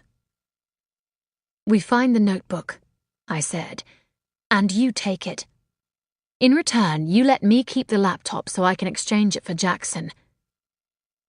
Haven't you listened to a single word I've said? The Syndicati are not... Getting Baltimore's notes, I interrupted. Heard it, understood it, but I'm not intending to give them the notes. Not in their original condition, anyway. He raised an eyebrow. You intend to alter the formulas? I may not understand what I type, but I'm familiar enough with Baltimore's work that I could fudge a couple of formulas, and no one would be the wiser. Unless, of course, they checked when the file was last accessed. I would. Yeah, but it'd be natural for me to open it to ensure it was still there. You don't have to open it to ensure that. He paused, expression thoughtful. There is another option, however. What? It was warily said, but I supposed I should be thankful he wasn't threatening to grab everything and lock me up. Not yet, anyway. We insert a Trojan into the computer, one that will destroy all files the second time it's booted up. I frowned. Why the second time? Because they will undoubtedly want to check that the file is present, and not obviously tampered with, before they hand over Jackson. Oh. I bit my lip for a moment, then added, "Can you access such a Trojan, though?" He gave me the sort of look one would give a particularly thick child. "I wouldn't have suggested it if I couldn't." "Meaning if you put this thing on the laptop, you'll let me meet with a syndicati. Alone?" "If that's the way you want it, then yes. But just remember, the syndicati are not to be trusted. They are just as likely to kill you as release Jackson." I remembered the vampire's promise, remembered his anger at my doubting his word. They would let us walk away. Just how far we got, particularly now that I'd pissed him off, was anyone's guess. "They wouldn't want to try," I said quietly. His gaze held mine. After a moment, he nodded. "We'll head to your place first." The ringing of a phone cut him off. He picked up the earpiece sitting in the cup holder and slipped it on. "Yes?" I couldn't hear what was being said, but if Sam's expression was anything to go by, all was not well at PIT. "When did this happen?" he growled. Darkness crowded the car's cabin again, its caress sending goosebumps down my spine. And yet the element of sensuality was perhaps even stronger, attracting as fiercely as the darkness repelled. I really, really wished I knew what the hell it was. "Many fatalities?" The reply was obviously yes, because the darkness became so fierce it was suddenly hard to breathe. "Keep me updated. Oh, and Adam, I want you to email me that doc file Trojan. I need to set it up on a laptop." With that, he pulled the earpiece out and threw it into the cup holder. "Problems?" I said a little breathlessly. "You could say that." He shot me a glance that was pure fury. But this time, at least, it wasn't aimed at me. "It seems your boss just walked out of the morgue."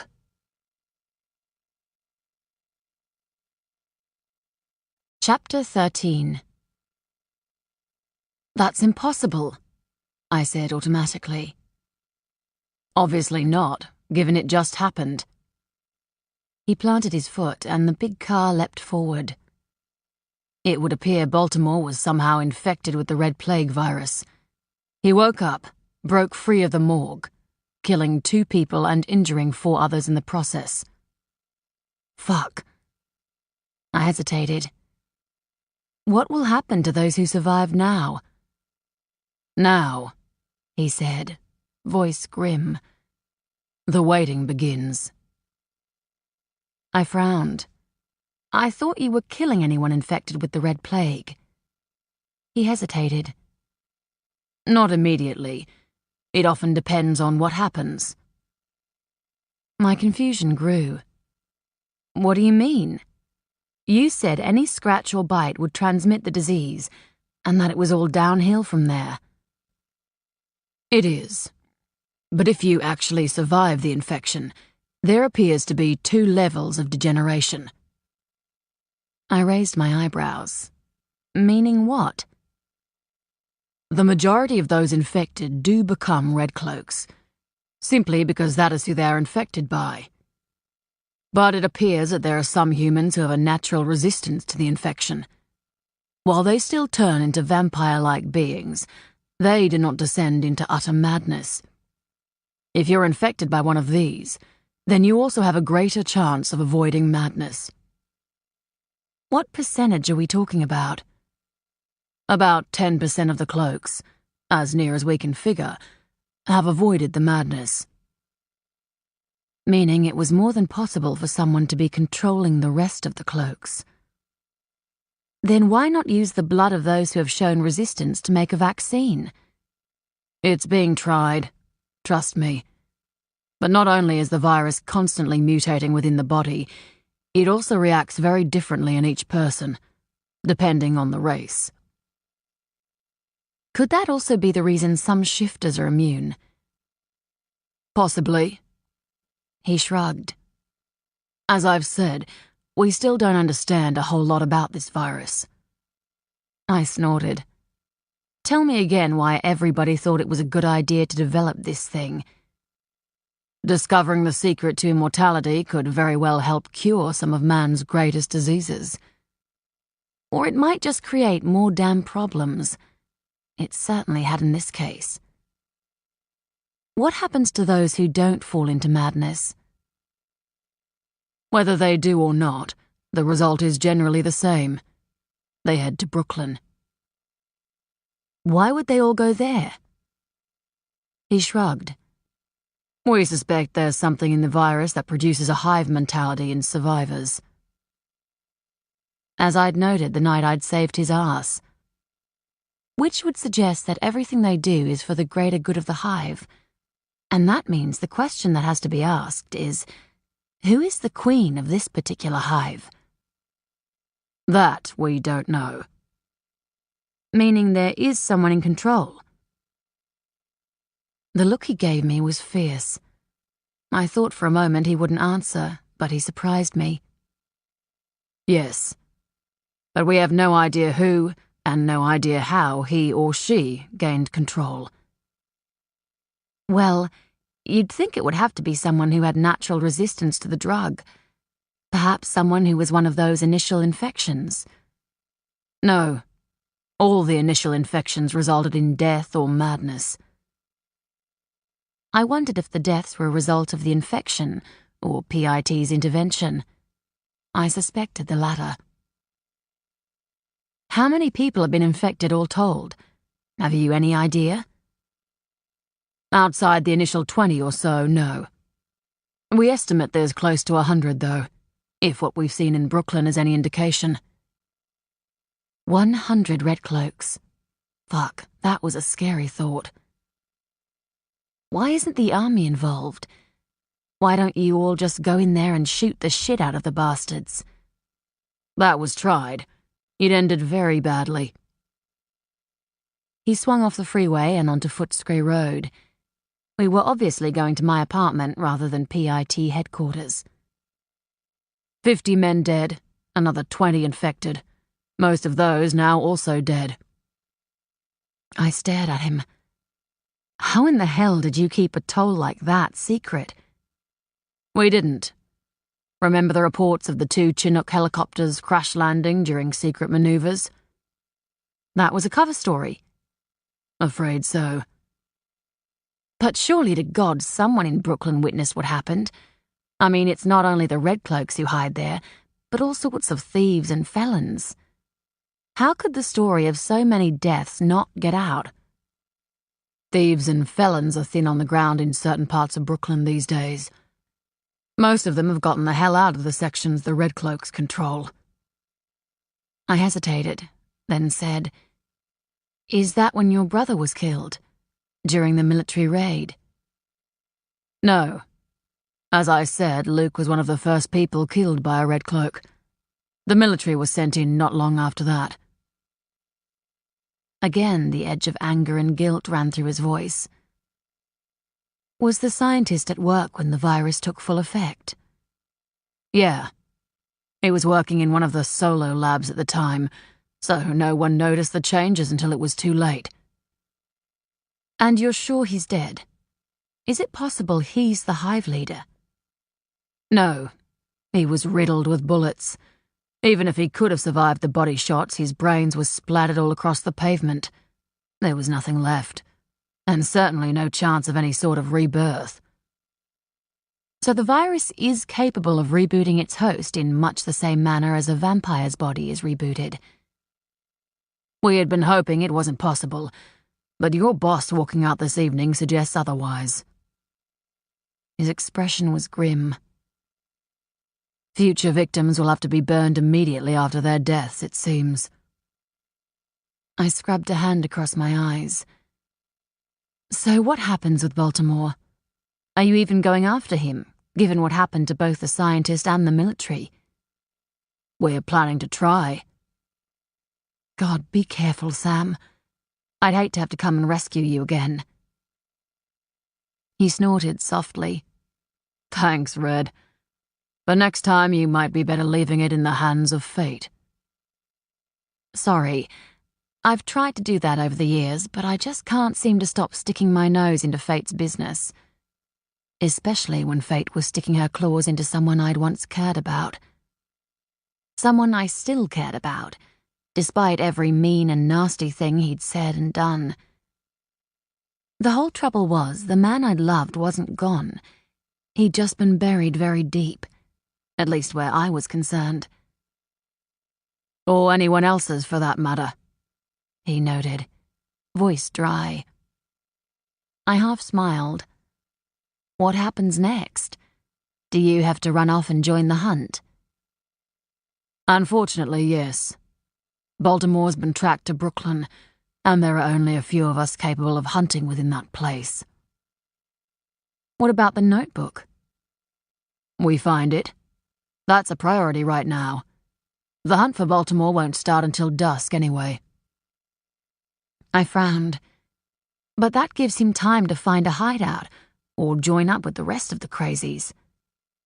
That's presuming he is crazy. I actually suspect he might be one of the second-tier survivors. Why? Because he'd be of little use to whoever is behind the hive if he were a mindless worker. For whatever reason, it appears the Red Cloaks are as desperate to get their hands on the cure as the Syndicati. Why else would they have turned the head scientist of both labs involved? It's not that surprising, I replied. I mean, surely even the second-tier survivors must fear an eventual descent into madness. It is certainly an ever-present threat. He glanced at me. Survivors have told us it's like a black curtain they constantly have to push back. Have you got any survivors working at PIT? He hesitated. We have people who were attacked. Whether all those who survived are still working, I couldn't say. If they are, isn't that a risk, given what you said about the black curtain?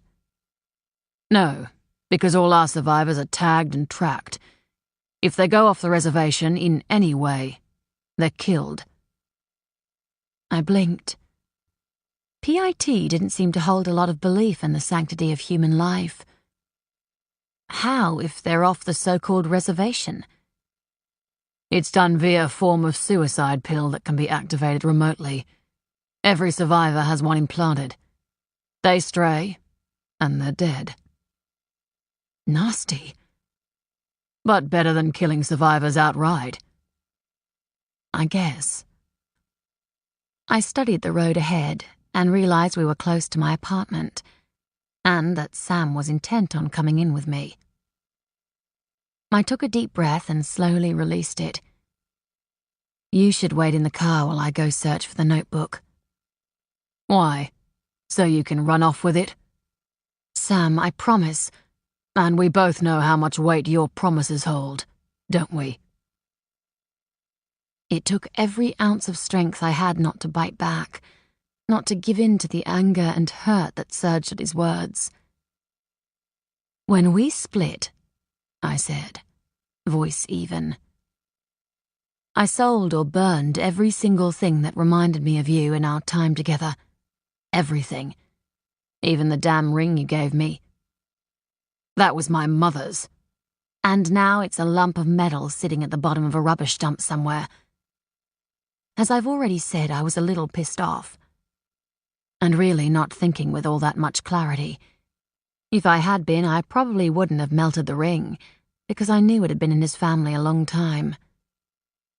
I was determined to start fresh, and I have. I don't want you in my apartment, Sam. In case it's escaped your memory, I've already been in your apartment. Yes, but I stayed outside. Big difference. He snorted. If there's any sort of logic in that statement, then I'm not seeing it. No, he wouldn't. But then he wasn't the one who'd see him surrounded by my things, who'd later have to touch the same things he'd touched. Who'd once again see him in the room every time I closed my eyes. I'd freed myself from that sort of anguish when we'd moved. I didn't want to return to it, even if Sam was doing nothing more than helping me search for the missing notebook. You can wait outside the door if you like, There's only one exit. Bullshit, he cut in. You have a patio, and even I know phoenixes can take winged form. Yeah, but it's the middle of the day, and there's a pervert in the opposite building who constantly has his telescope trained on our building in the hope of catching nakedness. I'm not about to out myself as something more than human to him or anyone else. Not for the sake of a damn notebook. Look, I have no desire to invade your privacy any more than necessary, but I will not. I'll keep the door open, I said. Or you can go in and search. Either way, there is no way known you and I are going to be in that apartment at the same time. I couldn't take it.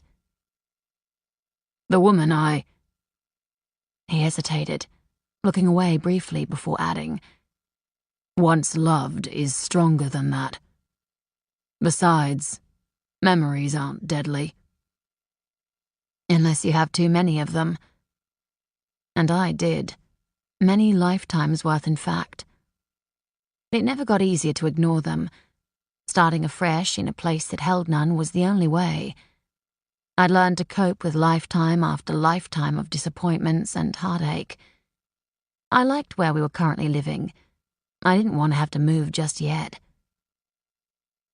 There's no such thing as too many memories, Em. His voice was soft, distant, wistful even. Especially when it's only memories that stand between you and utter darkness. I frowned and shifted slightly in the car seat to study him. And is that what you're doing, Sam? His gaze met mine. There was no darkness in those blue depths, no anger.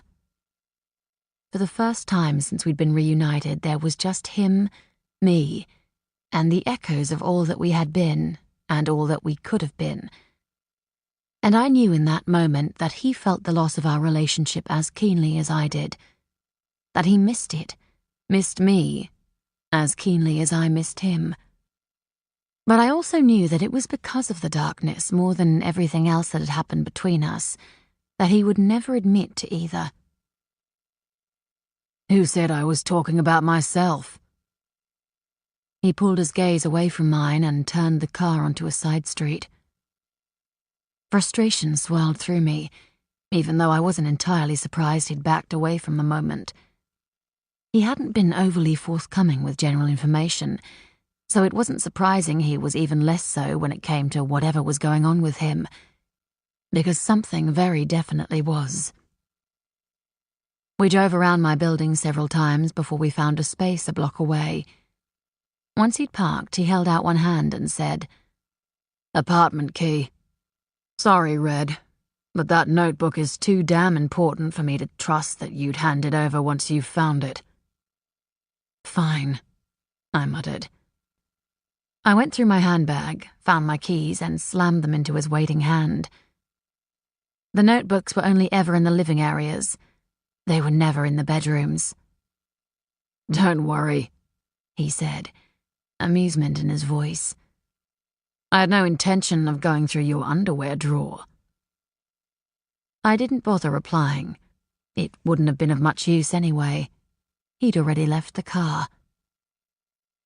I watched him walk across the road, and with every step away from me, that darkness seemed to wrap around him again, as if it was some sort of private storm. It made me wonder if I still would have fallen for him if we'd met now, rather than years ago. Fate could be a bitch at the best of times, but even she wasn't often this cruel. The men slated to become heartbreakers each rebirth were generally decent enough in and of themselves. It was mostly outside circumstances, and the inability to either accept what I was or the situation with Rory, that caused problems. Although there had been one or two who were either outright bastards or utter psychos. The serial killer had been one of those. Not that we'd realized that until it had been far too late for both me and his other victims. I crossed my arms and stared out the window. Heartbreak might be our destiny, But it would be a whole lot easier to deal with if only fate would clear out our memory banks at each rebirth. At least it would have allowed hope to burn bright. But after all this time, there was little enough of that left. And yet, somehow it survived, even if the flame was growing smaller and smaller. It wasn't long before Sam returned. In fact, little more than 10 minutes had passed. I frowned and watched him approach, a slender, powerful figure that moved with the grace of a predator. He didn't appear to be carrying anything, and his expression gave little away. "Well?" I said the minute he slammed the driver's door closed. "Your place is being watched," he said. "It's lucky for the both of us I parked so far away from your building. Otherwise your presence in my company would be immediately reported." "The Syndicati?" "Yes." Meaning it wasn't just lucky for us, but lucky for Jackson. I had no doubt they'd kill him if they had the slightest inkling I'd talk to Sam. And though it wasn't at all surprising that they were watching me, it was damn inconvenient. "I'm gathering you didn't bother doing anything about him." "No. They'd simply put another in his place. At least we're now aware of this one." I frowned. "He can't be very good if you picked him out so easily." "A comment that suggests you think my policing and observation skills aren't up to scratch." "No, that's not what I meant." He waved the rest of my comment away. "As it turned out, I didn't spot him. Not at first. It was his brief attempt to read me that gave the game away." "So he was a vamp or a psychic?" "Vamp.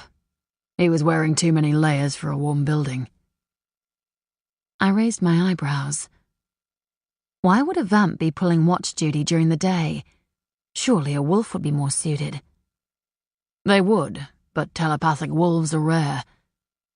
"Even so, there's 24-hour security in the foyer. I can't imagine any of the guards." "It was the guard," he cut in. "No." "Yes." He raised an eyebrow. "Or are you saying you know them all personally?" "Well, of course not. But after so many years of seeing the same faces, I have formed a casual how-are-the-kids type friendship." "And yet you noticed neither the new guard nor that he appeared one day after your boss was killed. Which doesn't say a lot about your observation skills." No, it didn't. But then why would I be on the lookout for something like that? It wasn't until very recently that I'd even become aware of the Syndicati's involvement in all this crap. "I'm not the cop in this little game. You are," I snapped back. "And I would have thought, given your goons are still following me about, that background checks would have been performed on all those I interacted with." "They are. Unfortunately, that vampire is using an assumed name, Michael Venton. And Venton checked out." He might have checked out, but he wasn't one of the guards I was familiar with, and I probably wouldn't have any chance to do so now, given the remains of the real Venton were probably buried deep in the countryside somewhere, maybe even the same countryside in which I'd woken. I scrubbed a hand across my eyes again. The hobnailed folk had calmed down a little, but I was still in serious need of some painkillers, and a hot shower, and several decent mugs of green tea, followed by the biggest block of chocolate I could buy. It had been that sort of day. Unfortunately, it wasn't over yet. "So how did you explain your presence there?" "I didn't. I simply flashed the badge, said I needed to talk to you, and asked if he knew whether you were home. When he said he wasn't sure, I went up and banged on your door. Naturally enough, you didn't answer." I half smiled, a fact he would have seen on the security cams. "No doubt. It does mean we have a problem, however. I can't get in there to get that notebook, and if you do, you can bet your life that vamp is going to find a way to relieve you of it." I frowned. Why would they do that when we've already made a deal to exchange the book for Jackson? "They're a crime syndicate," Sarcasm filled his voice. They don't give a rat's ass about conventions or rules, and they always stack the odds in their favor. They might be the biggest, baddest things out there, other than the Redcloaks, that was. But that didn't mean they were without their own rules and laws. Hell, the vampire who'd been sent to collect me from Sherman Jones had been courteous to a fault. And even the vamp who'd tasted me in that darkness had been nothing other than polite. But being polite didn't mean they couldn't also be double-crossing bastards. Which has left us with only one course of action, and it means we're both going to have to take a bit of a risk. I'm not letting you go, but you already have. Once again, the comment was out before I could stop it, and it was filled with the bitterness that still lurked deep inside. I silently cursed myself and quickly added, We both know you, or at least your department, could make my life hell, so the sooner this is over with, the quicker we can go our separate ways. But that vampire... Look, I cut in, a touch impatiently. The Syndicati will be expecting me to go home. If I don't, it'll only raise suspicions and perhaps endanger Jackson. He snorted. That's not exactly a winning argument, not given my already expressed feelings where the Fae and the notebook is concerned. Maybe, but they're not likely to do anything until I've found the notebook and made contact. Until I do that, we have time to maneuver. And just how do you plan to get back here with the notebook? If you attempt to leave, you can bet your ass that vamp will try to grab it. Only if he sees me leave, which he won't. Security cams monitor the inside of the building, not the outside, remember?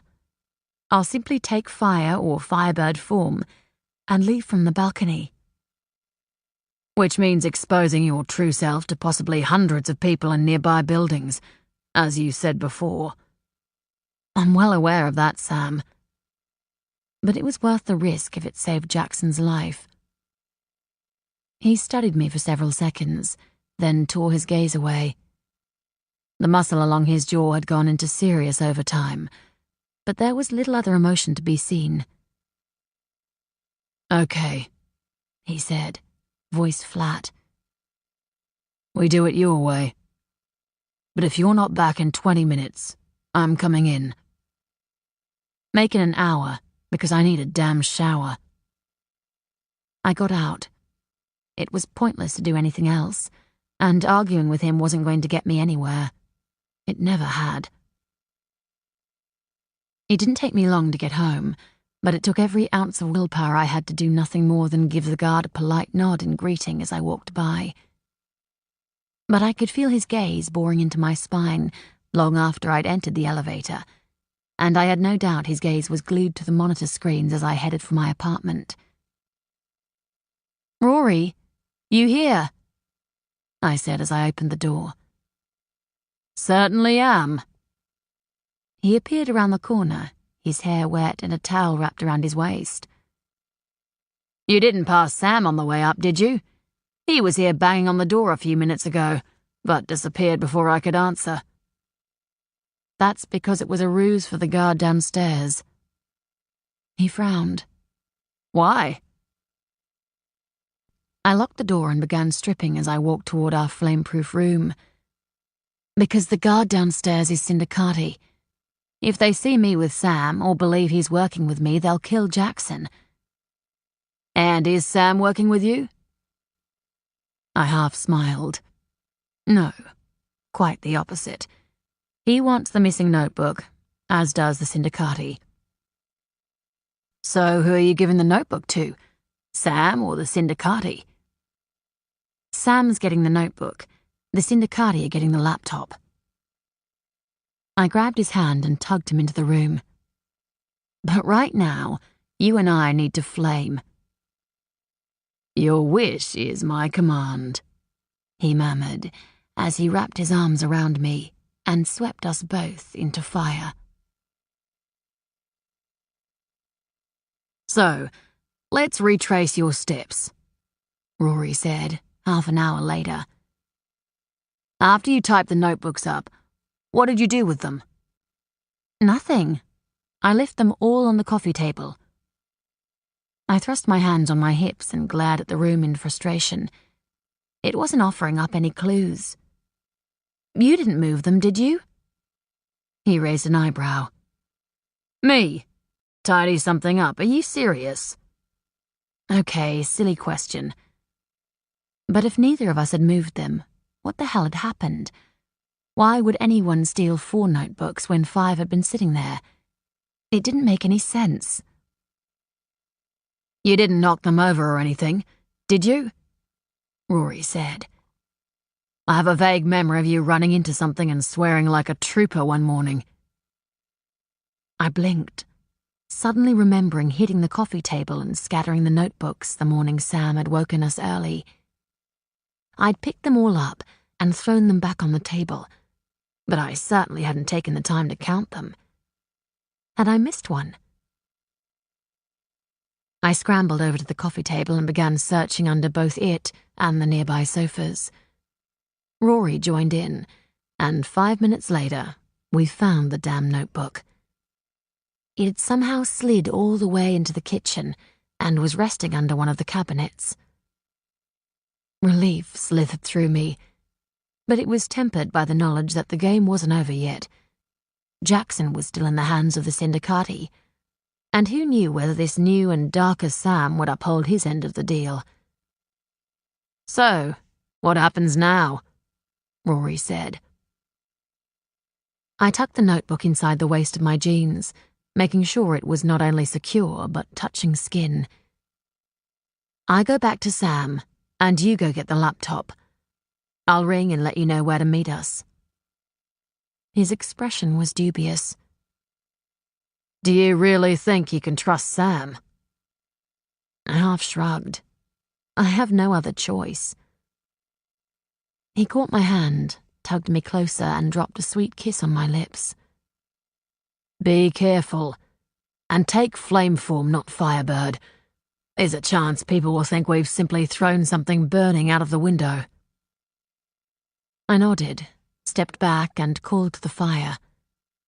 In very little time, I was back on the street and walking back to Sam's car. So, he said, the minute I dropped into the passenger seat. I pulled the notebook out of the waist of my pants, but flipped it away from him as he tried to take it. I want you to promise you'll uphold your end of the deal once I hand this over.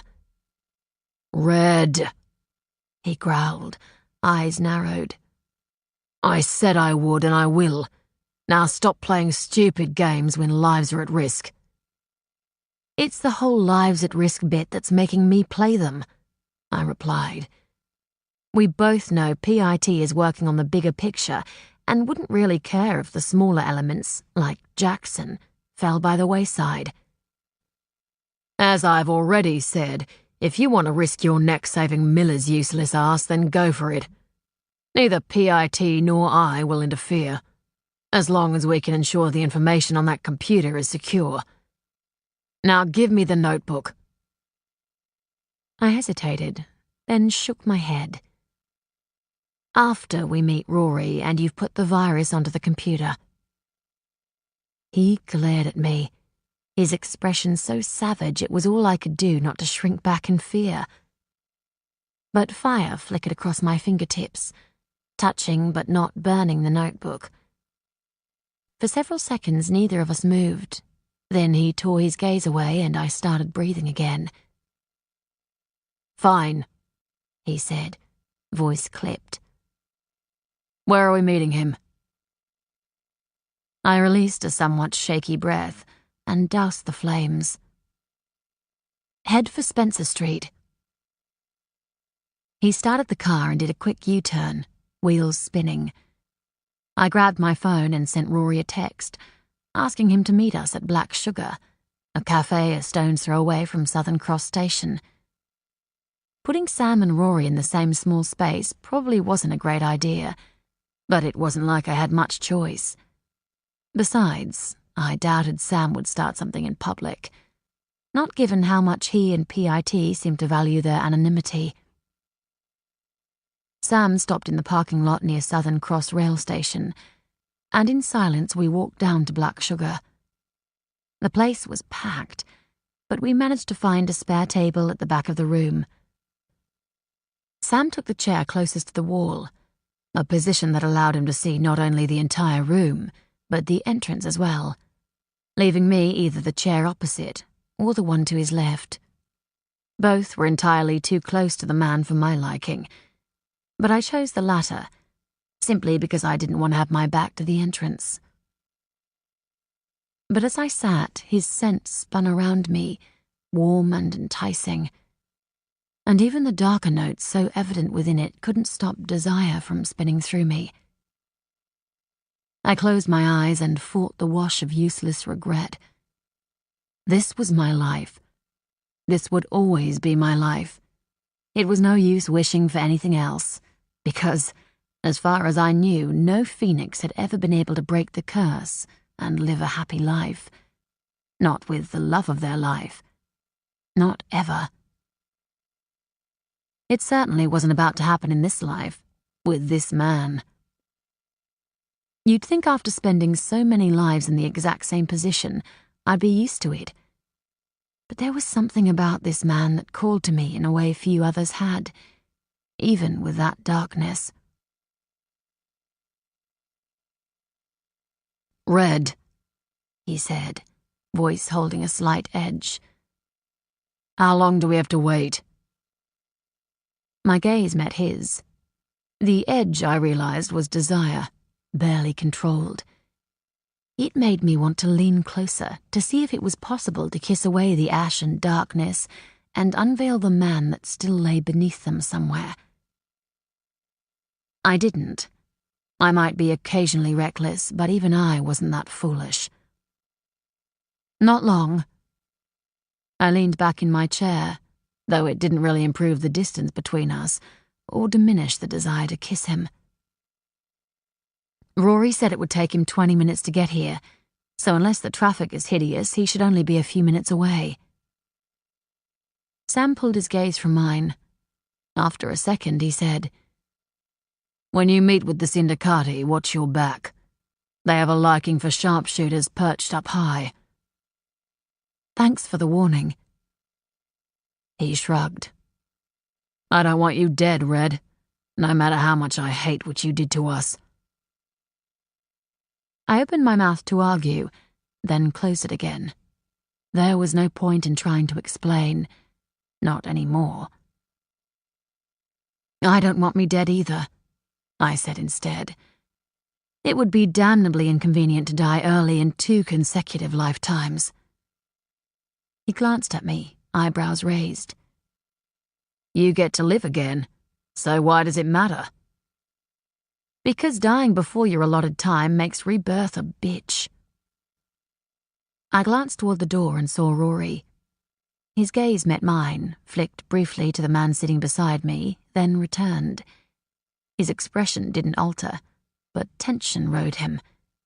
It was evident in the set of his shoulders, in the brief clenching of his free hand as he made his way toward us.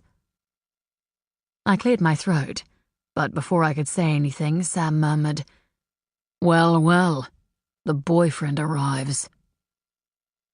And that statement proves just how little you understand about phoenixes. And Emberly. Rory came to a halt in front of us, bright sunshine against the darkness of the man beside me. "So you deny you're her boyfriend?" Sam growled. "That you were, and still are, lovers?" "I deny nothing."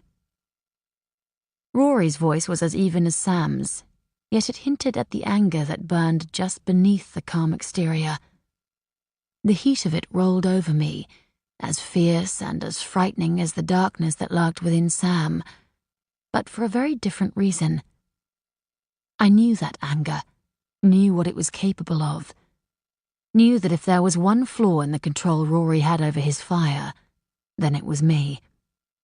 Or rather his desire to protect me from whatever life and fate threw at us. As much as he ever could, anyway.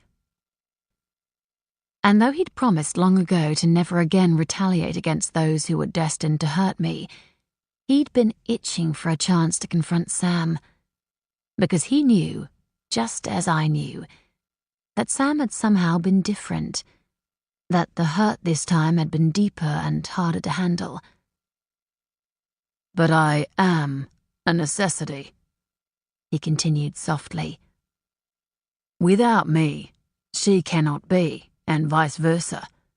And if you cannot understand that, if you cannot accept that, then you are more of a fool than I thought." Sam thrust to his feet, his fist clenched and very obviously close to losing control. "Damn it, get a grip, both of you!" I stepped in front of Rory, forcing him back with my body as I thrust my hands on my hips and glared at Sam. This is neither the time nor the damn place to get into this sort of shit. Not when we have a deadline to meet and lives to save. Sam didn't immediately move or react, but the muscle along his jaw was back in action. After a moment, he nodded and sat back down. "Give me the computer." I held out my hand. Rory placed the computer in it, and I handed it across to Sam. "How do we get the Trojan onto it?" I said as Sam opened the laptop. He didn't answer, simply fired it up, and after a few seconds, said, "Password?" I told him. With the computer unlocked, he got onto the internet, using his phone as a hotspot, and downloaded a file from an email account. After a few more minutes, he shut the computer down and handed it back. "Now," he said, voice little more than a growl, "the notebook." "You've installed the Trojan?" "Of course." He held out his hand. "The notebook, Emberly." I handed it over. He rose, his expression as still as stone, but the darkness within thicker, more dangerous than ever before. And again, it allured as much as it repelled, and I had to fight to remain exactly where I was. Though whether I would have stepped forward or back, I wasn't entirely sure. "As I've said before, be careful when you meet the Syndicati. They tend not to stick to deals made with the likes of you and me." I raised an eyebrow. "Meaning?" "Meaning the honest, law-abiding types." His mouth twisted into a smile, but it was a bitter thing to behold. "Obviously they don't know either of us too well." And with that, he walked out. I didn't watch him leave. I didn't need to. I could feel the deep gloom of his presence as surely as Rory's heat at my back. When he'd gone, I released the breath I hadn't even realized I'd been holding, then turned around and melted into Rory's waiting arms. He kissed the top of my head and said, "At least it's over with, Em. At least you don't have to see him again." I can only hope. But I had a bad feeling fate wasn't about to let me off that easily. But that's not what matters right now. We have a Fae to save. "Well, I do agree with your bastard of an ex about one thing. The Syndicati are not to be trusted. We need to meet them on our terms, not theirs, if we want any chance of pulling off this rescue." I grimaced and pulled free from his grip as a waitress finally approached. After ordering a green tea for myself and a coffee for Rory, I sat back down and said, "I'm not sure they'll agree to a change of plans. They hold the cards, not us." "If they want what we have, they'll play the game. At least until we hand over the laptop." Maybe. I wasn't too confident, but I guess we really had nothing to lose by trying. Sam said they have a liking for marksmen placed on high, so we need to factor that in. He pulled out a chair and sat down. "We could always go up to the rock. While it does provide plenty of places for a marksman to hide, I can easily keep watch from the sky." The rock he meant was Hanging Rock, a recreational reserve that featured a large mamelon formation. Rory often went up there after hours for some flight time during the long golden sunsets of the summer months, because the surrounding areas were farmlands and the chances of being seen were few. While I did go up there occasionally, he was far more familiar with the area than I was. I frowned. Do you think they'll agree to meet that far out of town? We're dealing with the vampire mafia, remember? Trust me when I say they won't want anything too public, especially if they're planning a few nasty surprises of their own. He smiled up at the waitress as she delivered our drinks, then added, once she'd left, "Our main problem will be getting them to agree to dusk, rather than night." True. I dunked my teabag into the mug of hot water and watched the bubbles rise as it sank, and hoped like hell it wasn't an omen for things to come. Rory's hand slid across mine, his grip warm, comforting. "It'll be all right, Em." I smiled, but it felt tight, fake. Will it? I have a bad feeling about all this, and it's a real risk for both of us to be there. "Vampires can't fly," he said reasonably. "So as long as I keep to the skies, we'll be fine." Yeah, we would. But we both knew that he wouldn't keep to the skies, not if things started going bad on the ground, just as I wouldn't if the situation were reversed. It was one of the reasons we'd agreed that the two of us should never again get jointly involved in dangerous situations. The need to protect each other was so much a part of our psyche that we not only placed our very existence at risk, but the chance of rebirth. As he'd noted to Sam, one could not be without the other. I leaned back in the chair and regarded him for several seconds. "Promise me you'll keep to the skies. That you won't get involved in the fight if things go to hell on the ground." He hesitated. "I promise I'll keep to the skies, unless I see a sharpshooter. Them I'll take out. Fair enough?" "Fair enough." "Then ring them and make the meet." I took a deep, somewhat quivery breath that didn't do a whole lot to calm the butterflies suddenly going nutso in my stomach.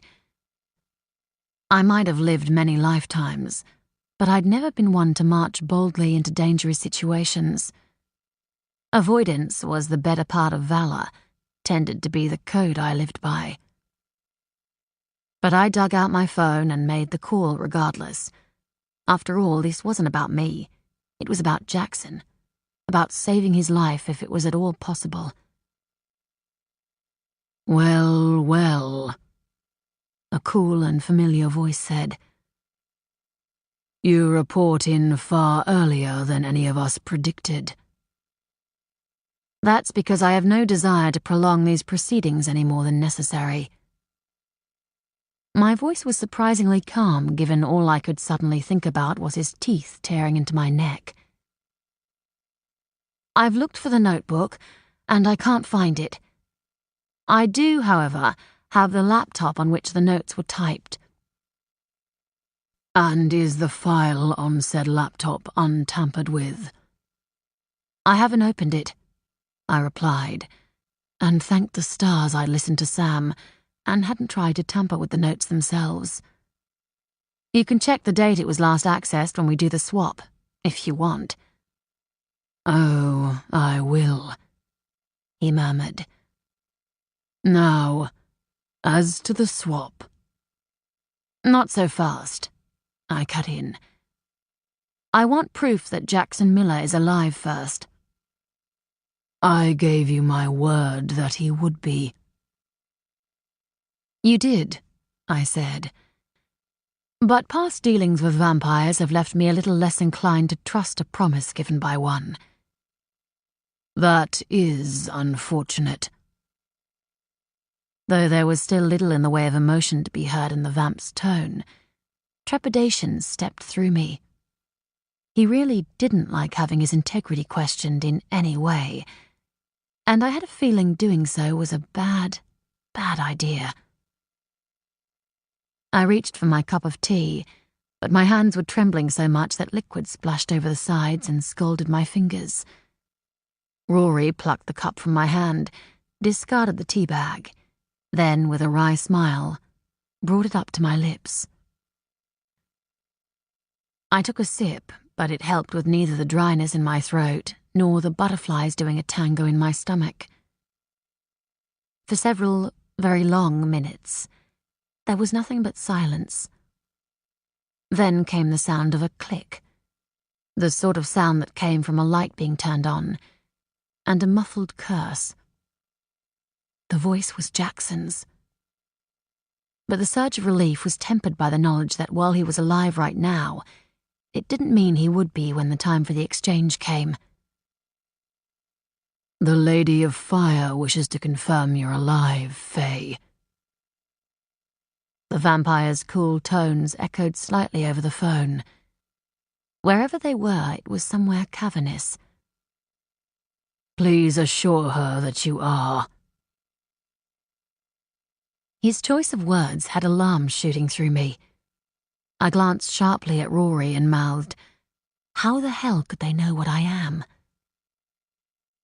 But even as he shrugged, I remembered Rawlings and the fire I'd encaged him with. Obviously, he'd reported events to the Syndicati, something I hadn't counted on but surely should have. And while it meant the Syndicati now knew some of what I was capable of, they didn't know it all. Didn't know I was a fire spirit and capable of a whole lot more than just calling forth fire from the earth itself. Unless, of course, they'd beaten the information out of Jackson. He not only knew what I was, but he'd witnessed my transformation from flesh to fire. "Emberly," Jackson croaked. "I'm alive." "And you sound like shit," I replied, trying not to envision what they had done to him. "I have had better days." Amusement briefly overrode the pain so evident in his gruff tones. "But it's nothing a good barbecue can't fix up. Except both of us know that controlling any sort of barbecue is not on the list of things you are currently capable of, Faye," came the amused comment. "So let us not wish for something that cannot be." Once again, his comment had alarm stirring. If the Syndicati knew Jackson couldn't control fire, then that could mean only one thing.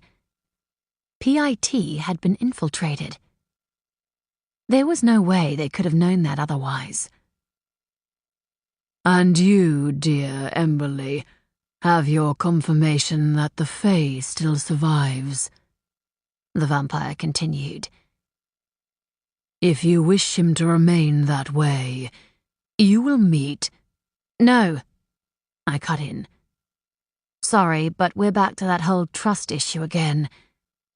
We meet at a time and a place specified by me, not you."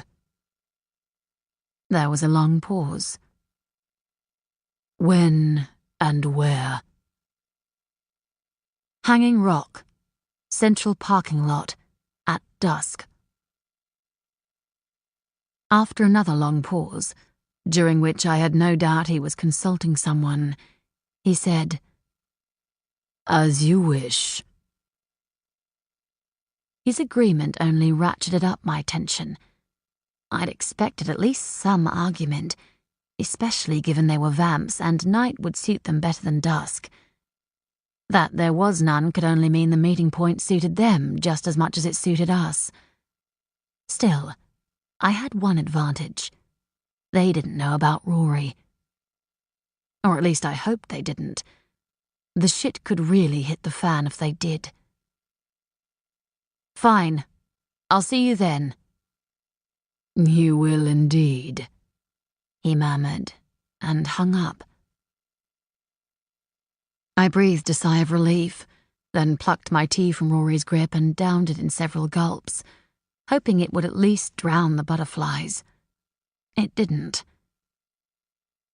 I glanced at my watch, then met Rory's understanding gaze. We have 3 hours. Which gives us enough time to eat before we have to head up to Macedon. He caught my hand and kissed my fingertips. You need to fuel this body, Em, not just the fire spirit. I know. I scrubbed a hand across tired eyes. After everything that had happened, I felt like shit, and I very much suspected it was a feeling that wouldn't go away, even after I'd eaten. It's just that I'm worried, I know, but it'll all work out. I'm sure of it. I hoped he was right. Hoped like hell that things didn't go down as badly as I suspected they would tonight. Chapter 14. I drove past the locked gates that led into Hanging Rock Reserve, then came to a halt in the shadows of several eucalypts farther down the road, and climbed out. Dusk was just beginning to weave red and gold fingers across the cloud-held sky, and the air had a charged, electric feel to it. Or maybe that was just me. Fire burned through my limbs, a force so eager to be used that sparks danced lightly across my fingertips every time I moved. I clenched my hands and tried to control the fear that was leading to the fiery output. I might have serious doubts as to whether the Syndicati would uphold their promises and let us go free, but I couldn't walk into this meeting so obviously ready for trouble. Any show of force, however small and bright, might just turn things down the wrong path. I raised my gaze and scanned the sky. Rory was up there somewhere, but it didn't make me feel any safer. We might have set this meeting for a time convenient for us, but the cool-voiced vampire was one of the old ones, and dusk provided little impediment. And they'd had several hours to prepare their net, if indeed it was a net I was stepping into, and not just old fears and prejudices raising their ugly heads. I blew out a breath, wished the nerves could so easily be released, then leaned back into the car and plucked the laptop, now safely secured in a backpack, off the back seat.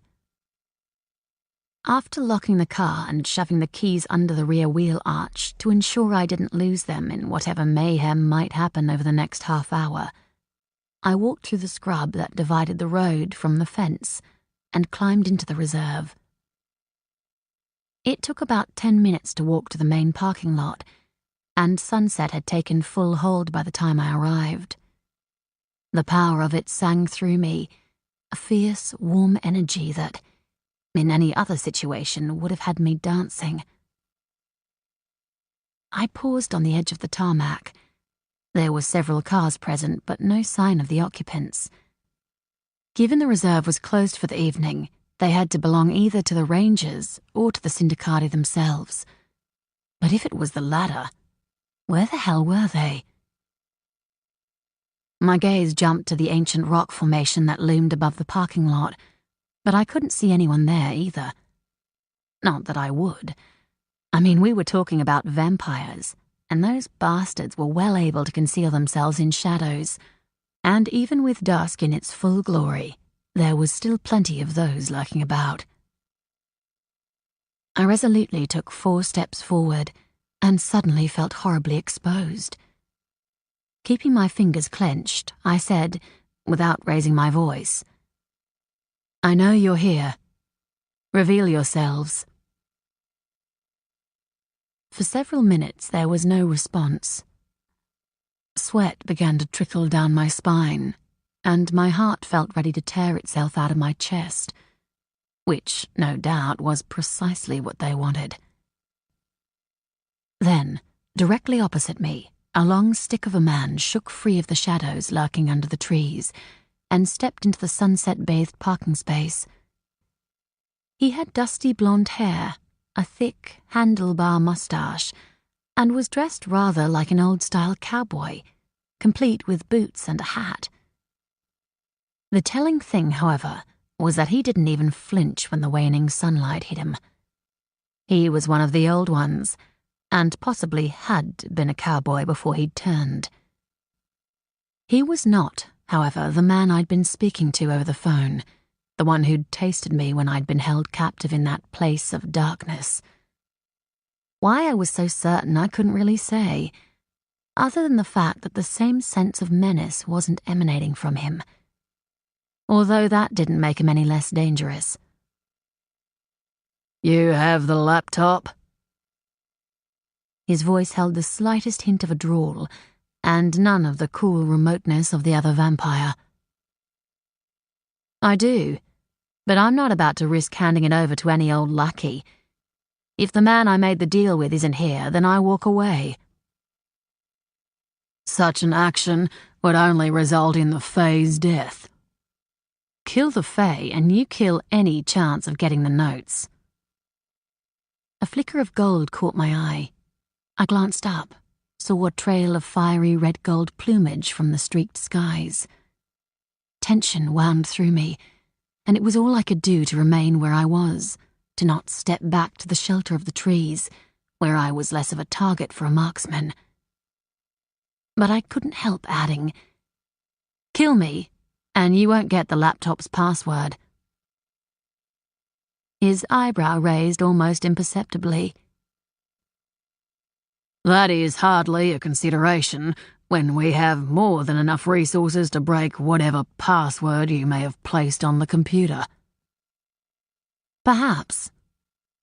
My gaze swept the parking lot's boundaries, sensing movement but not seeing it.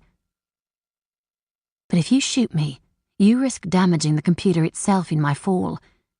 Isn't it far easier for everyone involved if the man I made the deal with just stepped forward?" "Why does it matter who you deal with?" the cowboy countered. I smiled, but it was thin and forced. "Because my deal was made with him, not you. He gave me his word on our safety. You did not." "A small but important distinction, I agree," a cool voice said to my left. I jumped and half swung around as a shadow appeared out of the trees, only yards from where I stood. God, I hadn't even sensed him. How many damn others were nearby? More than even imagination could conjure, I'd wager. I swallowed to ease the sudden dryness in my throat and watched him walk. Although, to be honest, gliding seemed a more apt description of his method of movement. Into the middle of the parking lot, where he turned to face me.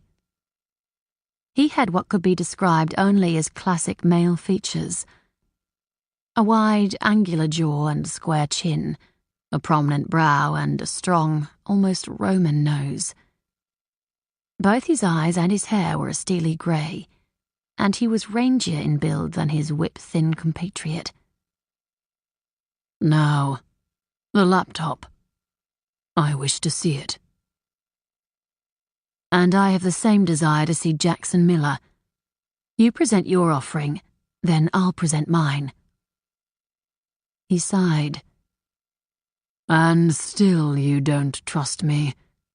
This aggrieves me greatly, I assure you." "I'm sure you'll survive my mistrust," I said. "After all, you are a rather high-ranking member of the Syndicati. I would think mistrust comes with the territory." "That, unfortunately, is very true." He paused, and a slight smile touched his lips. A chill ran across my skin, and I clenched my fists so hard against the surge of fire that my nails dug into my palms. "But also somewhat earned." He raised a hand and made a quick come-here motion with 2 fingers.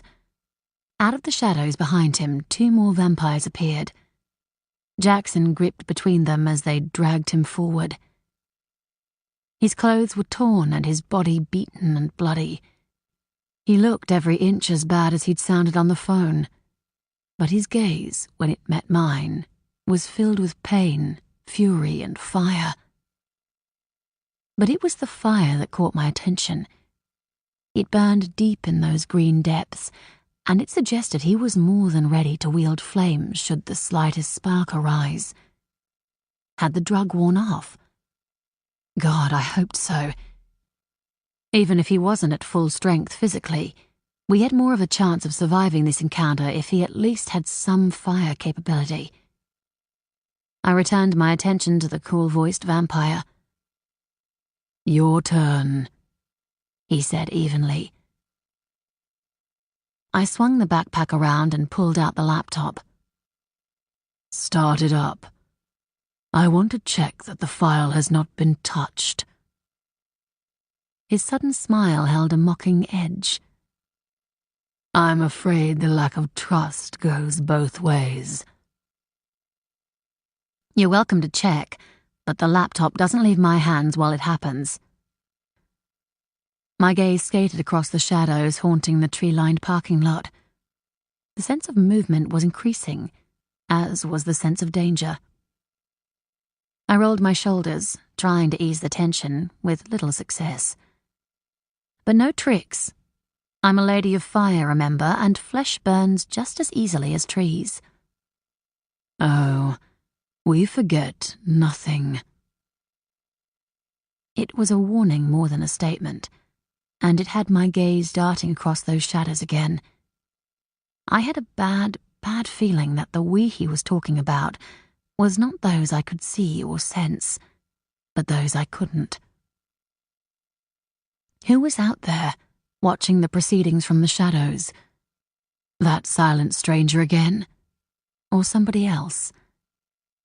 And did they intend to do anything more than just watch? I hoped not. The vampires already in the parking lot and those I could sense moving around were more than enough to contend with. I didn't need any more shit added to an already overloaded plate. A vampire came out of the trees to my left and walked toward me. I booted up the laptop, typed in the password, then held it up as the vamp stood in front of me. He was tall and thin, as most tended to be, with thick brown hair, an aristocratic nose, and a mouth that seemed locked in a permanent sneer. He smelled of garlic and earth, an odd combination that didn't do a whole lot for the tremulous state of my stomach. His fingers flew over the keyboard, his touch so light I barely felt the movement. After a moment, he stepped back and glanced at his boss. "The file has not been touched." "Excellent. Bring the laptop to me." "Not so fast." I snatched the computer away from the grasp of the vamp. "An equal exchange, please. And you," I added, glancing at Garlic Breath, "can go back to the shadows if you don't mind." The vamp glanced at his boss, then retreated as requested. It didn't make me feel any safer. "Now release Jackson." The cool-voiced vampire waved those two fingers again. The vamps holding Jackson released him and stepped back. Jackson slapped to the ground like so much bloodied meat, and for several seconds didn't move. Then, with a hiss of air that spoke of extreme pain, he rolled onto his back. "I'm afraid," the cool-voiced vamp said casually, "that your friend has suffered a broken arm and leg. It is unfortunately a far easier way to manage captives than any regular means of restraint." I swore under my breath. I should have guessed the bastards would do something like that. "Then you need to step back." I shoved the laptop into the backpack and swung the pack onto my shoulder. "Once I have Jackson, you can have the pack." After that, I could only hope that they would uphold their end of the deal. But even if they didn't, we had more of a chance against them if we could at least make a stand together. The cool-voiced vampire raised his hands, and all three stepped back to the edge of the trees. Their easy compliance only ratcheted the tension and the fire singing through me. I studied the nearby tree line for several seconds, wishing I had the ability to look beyond the shadows, wishing I could see who was watching, who was waiting. But that was an ability, like the dreams, not often found in phoenixes. And I briefly wondered, if I'd dreamed that this would be the end result of saving Sam, whether I'd have actually saved him. Yes, that insane bit of me whispered. You would have.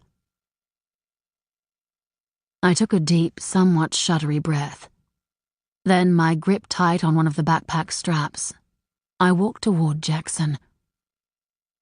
His gaze met mine as I neared, and the fury was richer in his bright eyes. Damn it, Em. You shouldn't be here. If I were the sensible type, I wouldn't be. I stopped beside him, swung the backpack off my shoulder, and carefully placed it on the asphalt. As I did so, I set the flames that sparked across my fingertips onto the backpack, where they shimmered and danced but didn't burn. Not yet, anyway. Destroy that backpack, the cool-voiced vampire commented. And you destroy any agreement we had. The flames won't destroy the pack, not unless you attack. I squatted down, keeping my gaze on the vamp as I said to Jackson, I'm going to need your help to get us out of here. You up for that? You bet your sweet ass I am, he muttered. And I knew he was referring more to fighting the vamps than any toll the mere act of moving would have on him. They were a damn tough lot. He added, Haul me up on the left side. It ain't broken. To haul him up, I'd have to turn my back on the vampires, not something I was overly keen on doing, but it wasn't like I had a whole lot of choice. Tell me if one of them moves or disappears. I will. I changed position, then gripped his raised hand.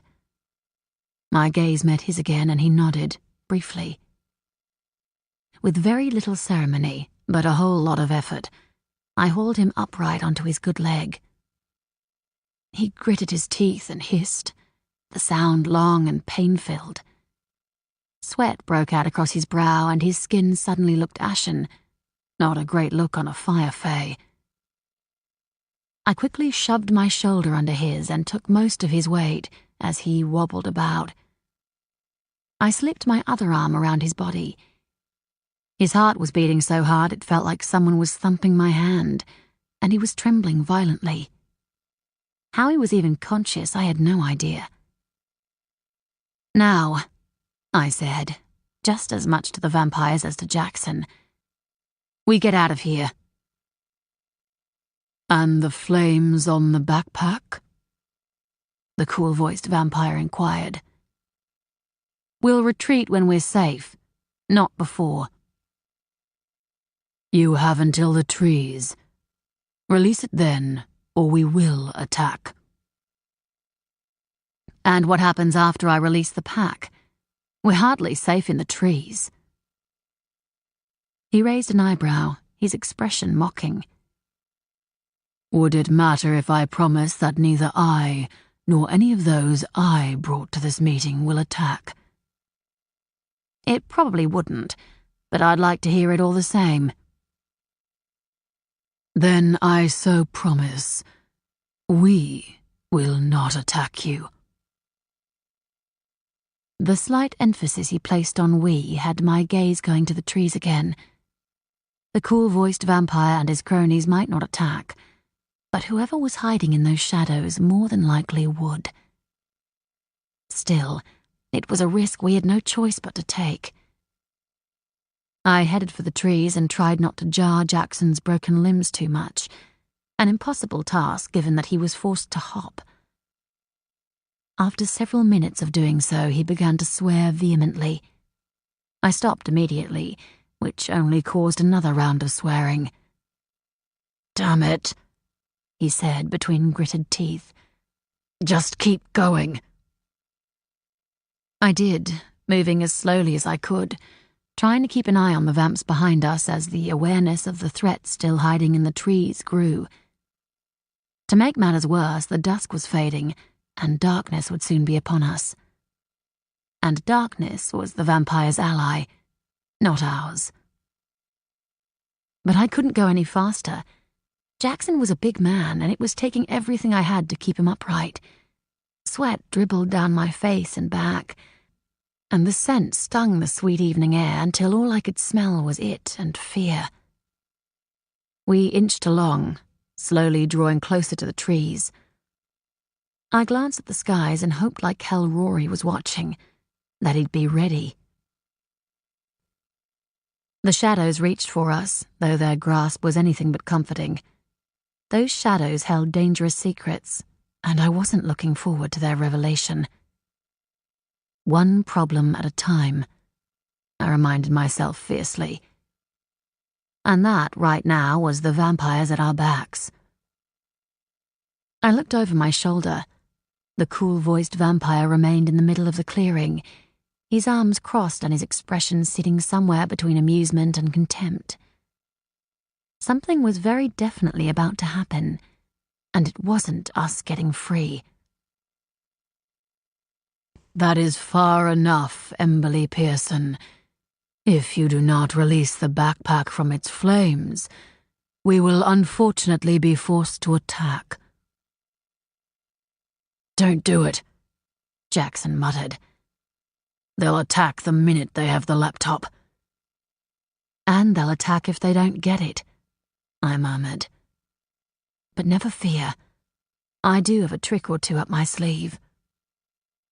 "I hope they're damn good ones, because we're not exactly in a great state here. Or at least I'm not." "You do rather look like shit." I came to a halt. Tension, or maybe it was pain, rippled through Jackson's muscular frame.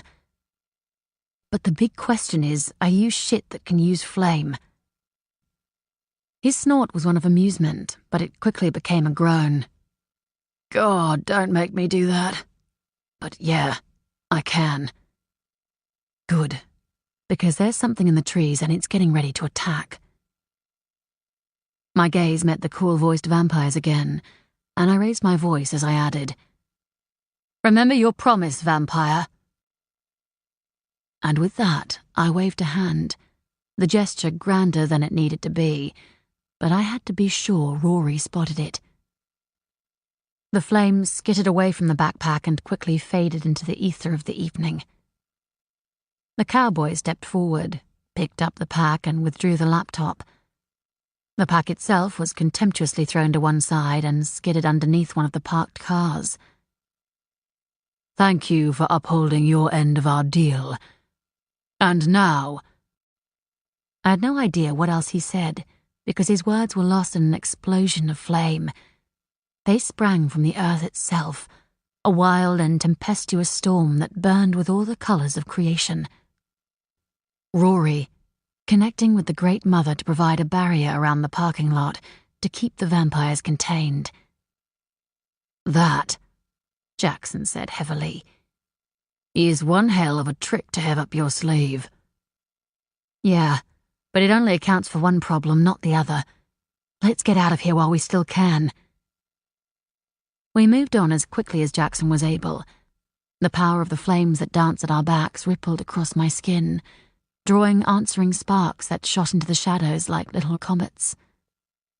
Under normal circumstances, I would have tried to control the output, if only because such a show gave away our position. But it was pointless to do so here. Whoever, whatever was out there knew exactly where we were, sparkly show or not. Besides, between the sparks and the fire at our backs, Jackson surely had enough fire to amplify and use. Jackson's breathing became more labored the farther we went into the trees. He didn't say anything, but the trembling was far worse, and his body was drenched in sweat. I couldn't see him making it to the car, and while I could drag him, I certainly wouldn't be able to get him up and over the fence, and Rory needed all his strength to maintain that fire barrier. "It's not that far now," I muttered. You have to keep going, Jackson. Don't fucking worry about me. The words were little more than short, sharp expulsions of air. Worry about the things. Something hit us side on, with such force it tore Jackson from my grasp and sent me stumbling into the trees. I crashed into the trunk of a tree and crumpled into a heap at its base, seeing stars and fighting for breath. Heat exploded across the air, accompanied by the sharp smell of eucalyptus as the trees around me burst into flame. I groaned, rolled onto my back and forced my eyes open. And saw, in the dancing gleam of fire, Jackson, on his back, flames shooting from both his good hand and his body as he fought to keep a snarling, writhing, red-cloaked figure away from his neck. Red cloaks. Holy fuck. The red cloaks were working with the vampires. The thought quickly died as several of them appeared in my line of vision.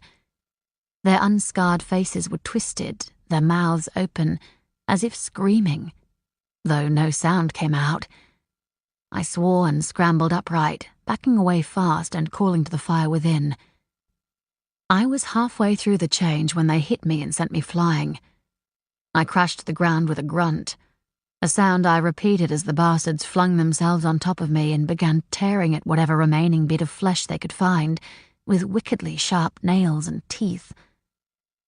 A scream tore up my throat, but it was lost to the roar of flames as I became full spirit. The red cloaks burned, but they didn't seem to care, tearing and biting at flesh that no longer existed. And they sure as hell weren't burning fast enough for my liking. My flames became incandescent. The red cloaks screamed then, but the sound was quickly cut off as their flesh cindered and their bones became little more than ash, which the force of my fires blew away. I flowed upright and arrowed toward Jackson. The red cloak he held was little more than a fleshy torch, but again the creature didn't seem to care. 2 others tore at Jackson's legs, taking little notice of his efforts to kick them away, or the flames that were searing their flesh. I flicked a ribbon of fire around their necks, drew the noose tight, then ripped them away from him, rising upward and dragging them with me, high into the treetops.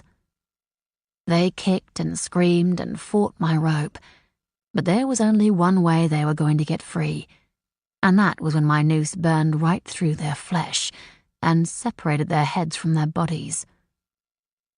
I lashed my fiery rope to the trunk of the tree, then swirled back down and grabbed the other red cloak. Him I simply flung at the nearest tree, then tied securely with another ribbon of fire. More red cloaks came at us. I twisted away from them, the movement so swift my flames trailed behind me like a comet's tail. I threw up a wall of fire between them and Jackson, then reached for the Earth Mother. Felt the trembling in the ground underneath me as she responded. Then her energy exploded through me, a wild force that this time would not be contained or in any way directed. But it wrapped almost lovingly around the 5 red cloaks and cindered them in an instant. Then it retreated, leaving me shaken and back in flesh form. I scrubbed a trembling hand across my face, smearing wetness, then forced myself upright and staggered across to Jackson. His arm was torn and bleeding, and there were chunks of flesh missing from his legs. But he forced himself upright with his one good arm and said, "Let's get the fuck out of here." "No," I bit back, my gaze skating through the shadows. The red cloaks hadn't finished with us yet, of that I was sure. "Not before you take my fire into yourself and burn the virus from your body." Now is not.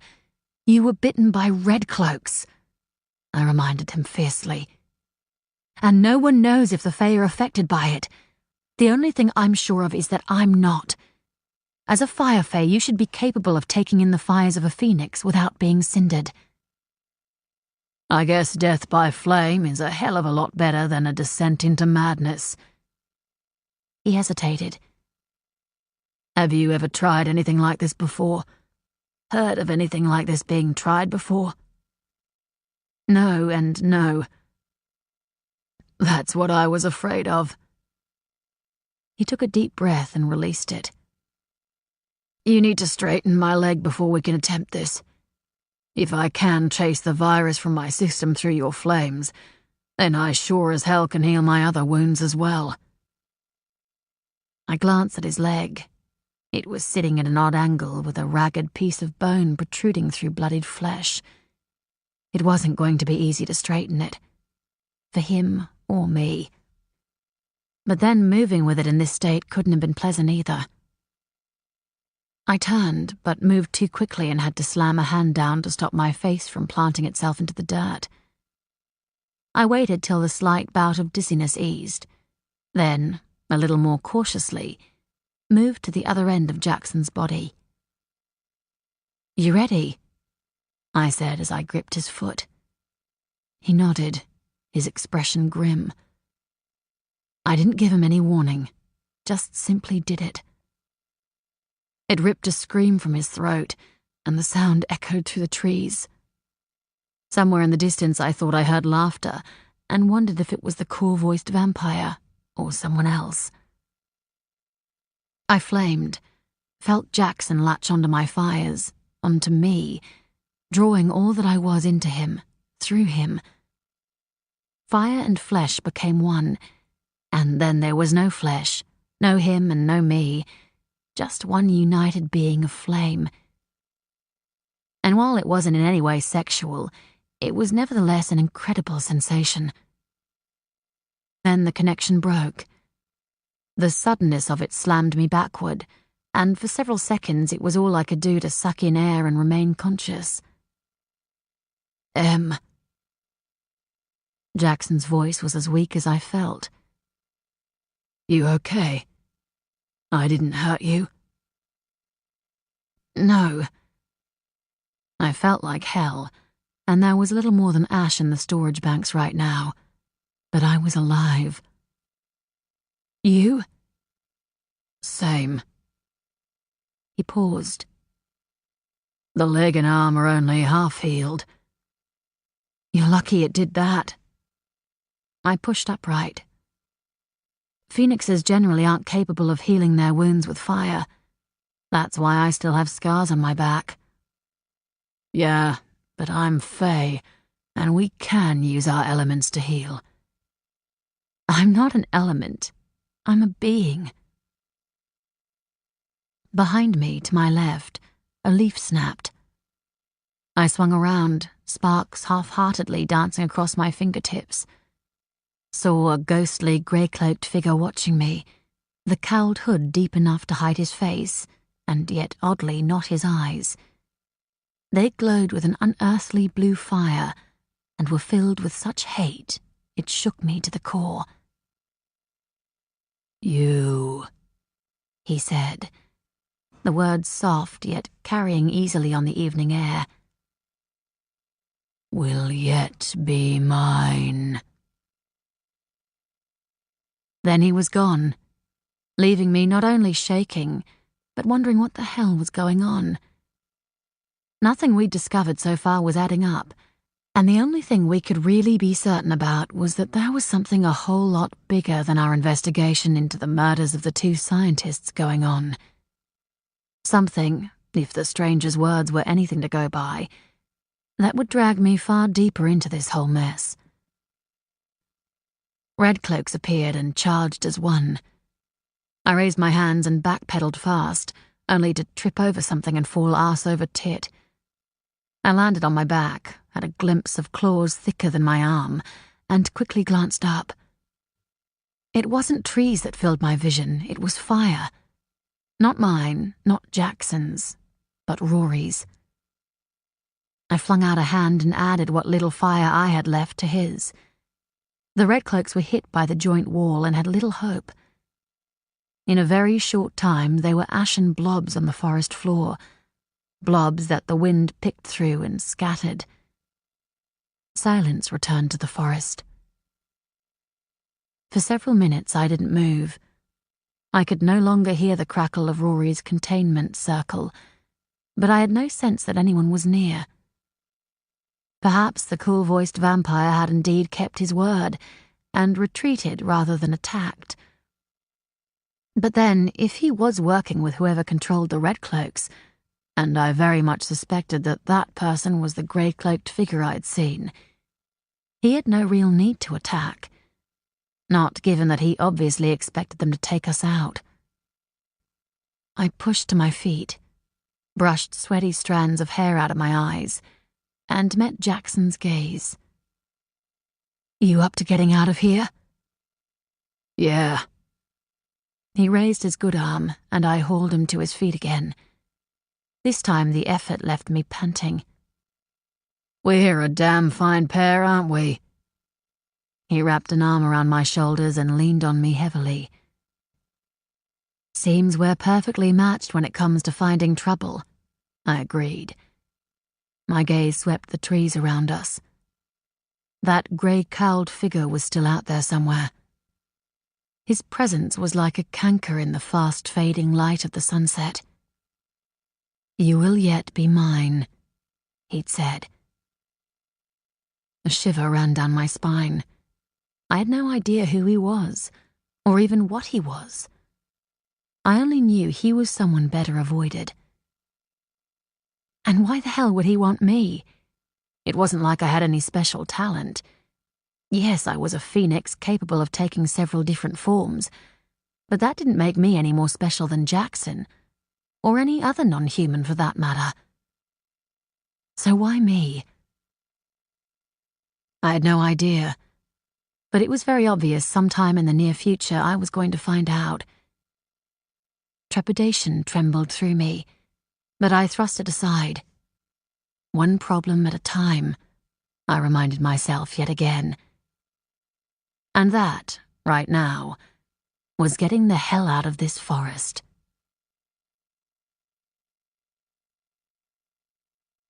Chapter 15. Rory met us at the fence line, and between the two of us we managed to get Jackson over the fence and into the car without too much further damage to his half-healed arm and leg. "Where to?" Rory said as he retrieved the keys from under the wheel arch. "I don't know." I ran a trembling hand through my matted hair. "We need to go somewhere safe and regroup. This isn't over, not by a long shot." "No, it's not," Jackson said from inside the car. "But there's little we can do here. You might as well come back to my office so we can decide where to go from here." I glanced at Rory, who raised his eyebrow and shrugged. "Right now, it's as good an idea as any, but you and I will need to go home sometime this evening." Yes, we would, if only so he could recharge. Though I'd called on the Earth Mother's power myself, it had been only briefly. Rory had drawn on her energy for a far longer period, and though he hadn't said anything, his skin was pale and the heat emanating from his body was muted. We climbed into the car and headed back to the city. I flipped the vanity mirror down and kept an eye on the road behind us, but darkness was rapidly closing in, and it was damn difficult to distinguish cars that might be following us from cars that were simply going in the same direction. In the end, I gave up. Thankfully, we arrived at Jackson's without further incident. Together we helped him inside. Though he didn't say anything, he was trembling by the time we deposited him on the sofa at the far end of his office. "Right," I said, rolling up my sleeves. "We all need to eat before anything else happens. Rory, you arrange drinks for everyone. I'll rustle up some grub." I ran up the stairs and raided Jackson's fridge, ending up with a big platter of chicken, a variety of cheeses, and some bread that I'd roughly cut into thick slabs. I carried it down and placed it on the coffee table, grabbing a chicken leg and chunk of bread for myself before retreating to one of the chairs.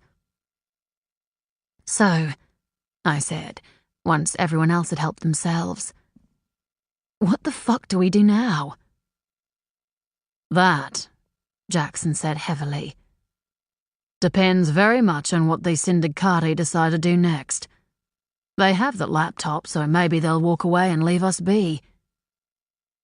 They may have the laptop, Rory said, but they won't have the files they wanted. A Trojan will destroy all of them the next time it's booted up. Good move. Jackson finished his wine in several large gulps, then held it out for Rory to refill. But it's one that will surely piss them off. Better to piss them off than give them Mark's notes, I grimaced. But it may not mean anything, given Baltimore has walked out of the morgue and disappeared into Brooklyn. Jackson raised his eyebrows. He was infected. Apparently, God knows when it happened. Damn it. That means the Red Cloaks have both of the scientists who were working on the cure for that fucking virus. That can't be a good thing for the rest of us. No, I agreed. And it's made worse by the fact that, if tonight is any indication, the Syndicati are now working with the Cloaks. Which doesn't make sense. I mean, from what your ex said, vampires can be infected as easily as humans. Why the hell would they work with the people who can not only give them the disease, but who now control the only two men capable of finding its cure? Wouldn't it make more sense to try to grab the research and scientists for themselves? The Syndicati are nothing if not opportunists, Rory said, voice grim. They probably see more benefit in working with the Cloaks to gain a cure than working against them and risk infection and possible subjugation. If that's the case, I said, why the fast tonight? The Cloaks have the scientists, so if they're working together they don't need the notes.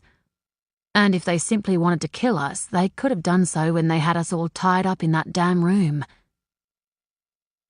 The Syndicati may be opportunists, Rory said, but they are also backstabbing bastards. If the Cloaks trust them to uphold whatever deal they've made, then they're fools. And whoever that grey-cowled figure was, I doubted he was a fool. Perhaps our next move should be trying to uncover what exactly those plans were, although that wasn't likely to be an easy task. If Sam and PIT were having trouble locating the people behind the Cloaks, what the hell made me think we'd have any greater luck? We wouldn't, except for the fact that the grey-cowled figure had revealed himself in the forest. I had a feeling that was something he'd not done before. Of course, just because Sam said they had no idea who was behind the Cloaks didn't mean he'd actually been telling the truth.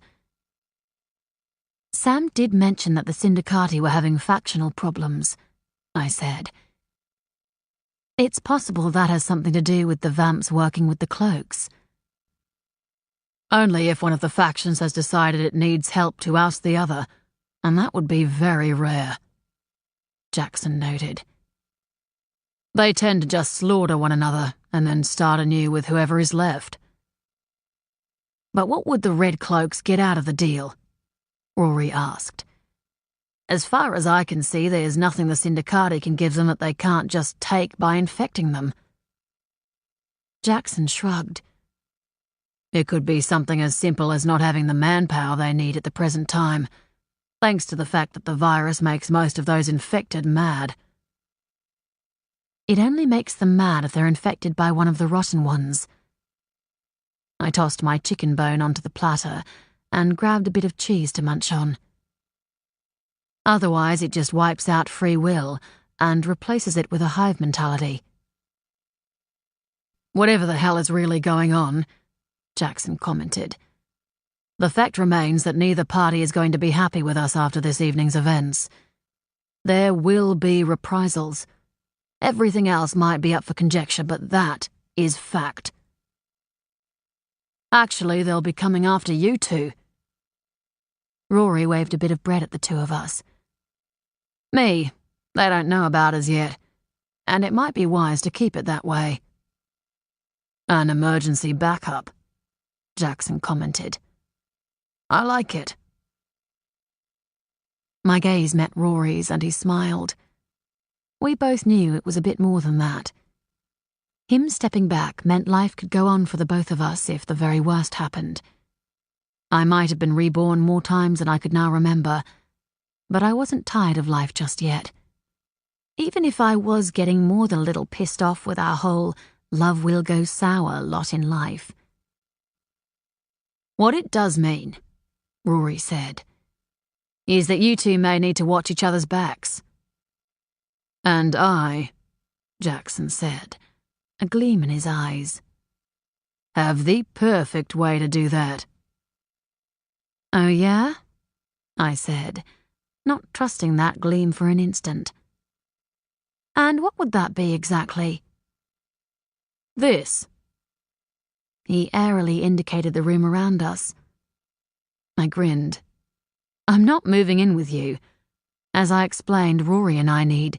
No, that's not what I meant. He paused.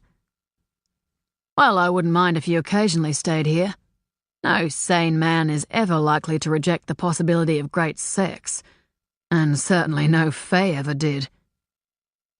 Then what do you mean? I meant Hellfire investigations. His expression was serious, the gleam giving way to determination.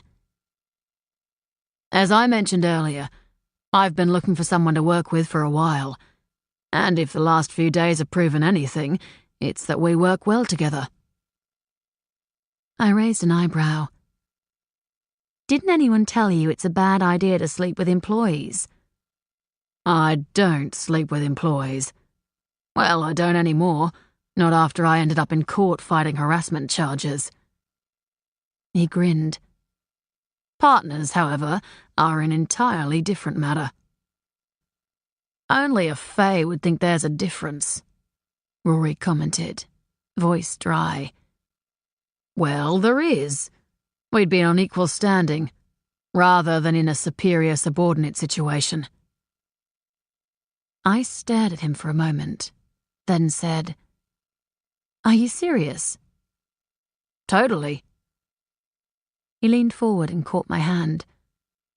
I've got so much work I'm having to turn potential clients away. I really do need help. I had to admit, the thought of becoming an investigator certainly had my blood racing. As Rory had noted before this whole mess had begun, I wasn't usually one to put up with a staid life for very long. But this would be 2 lifetimes in a row I'd done something dangerous, and joining forces with Jackson against those who would hunt us down was certainly that. And it was supposedly Rory's turn to live on the edge this time around. Not that he'd actually taken up the option beyond becoming a fireman.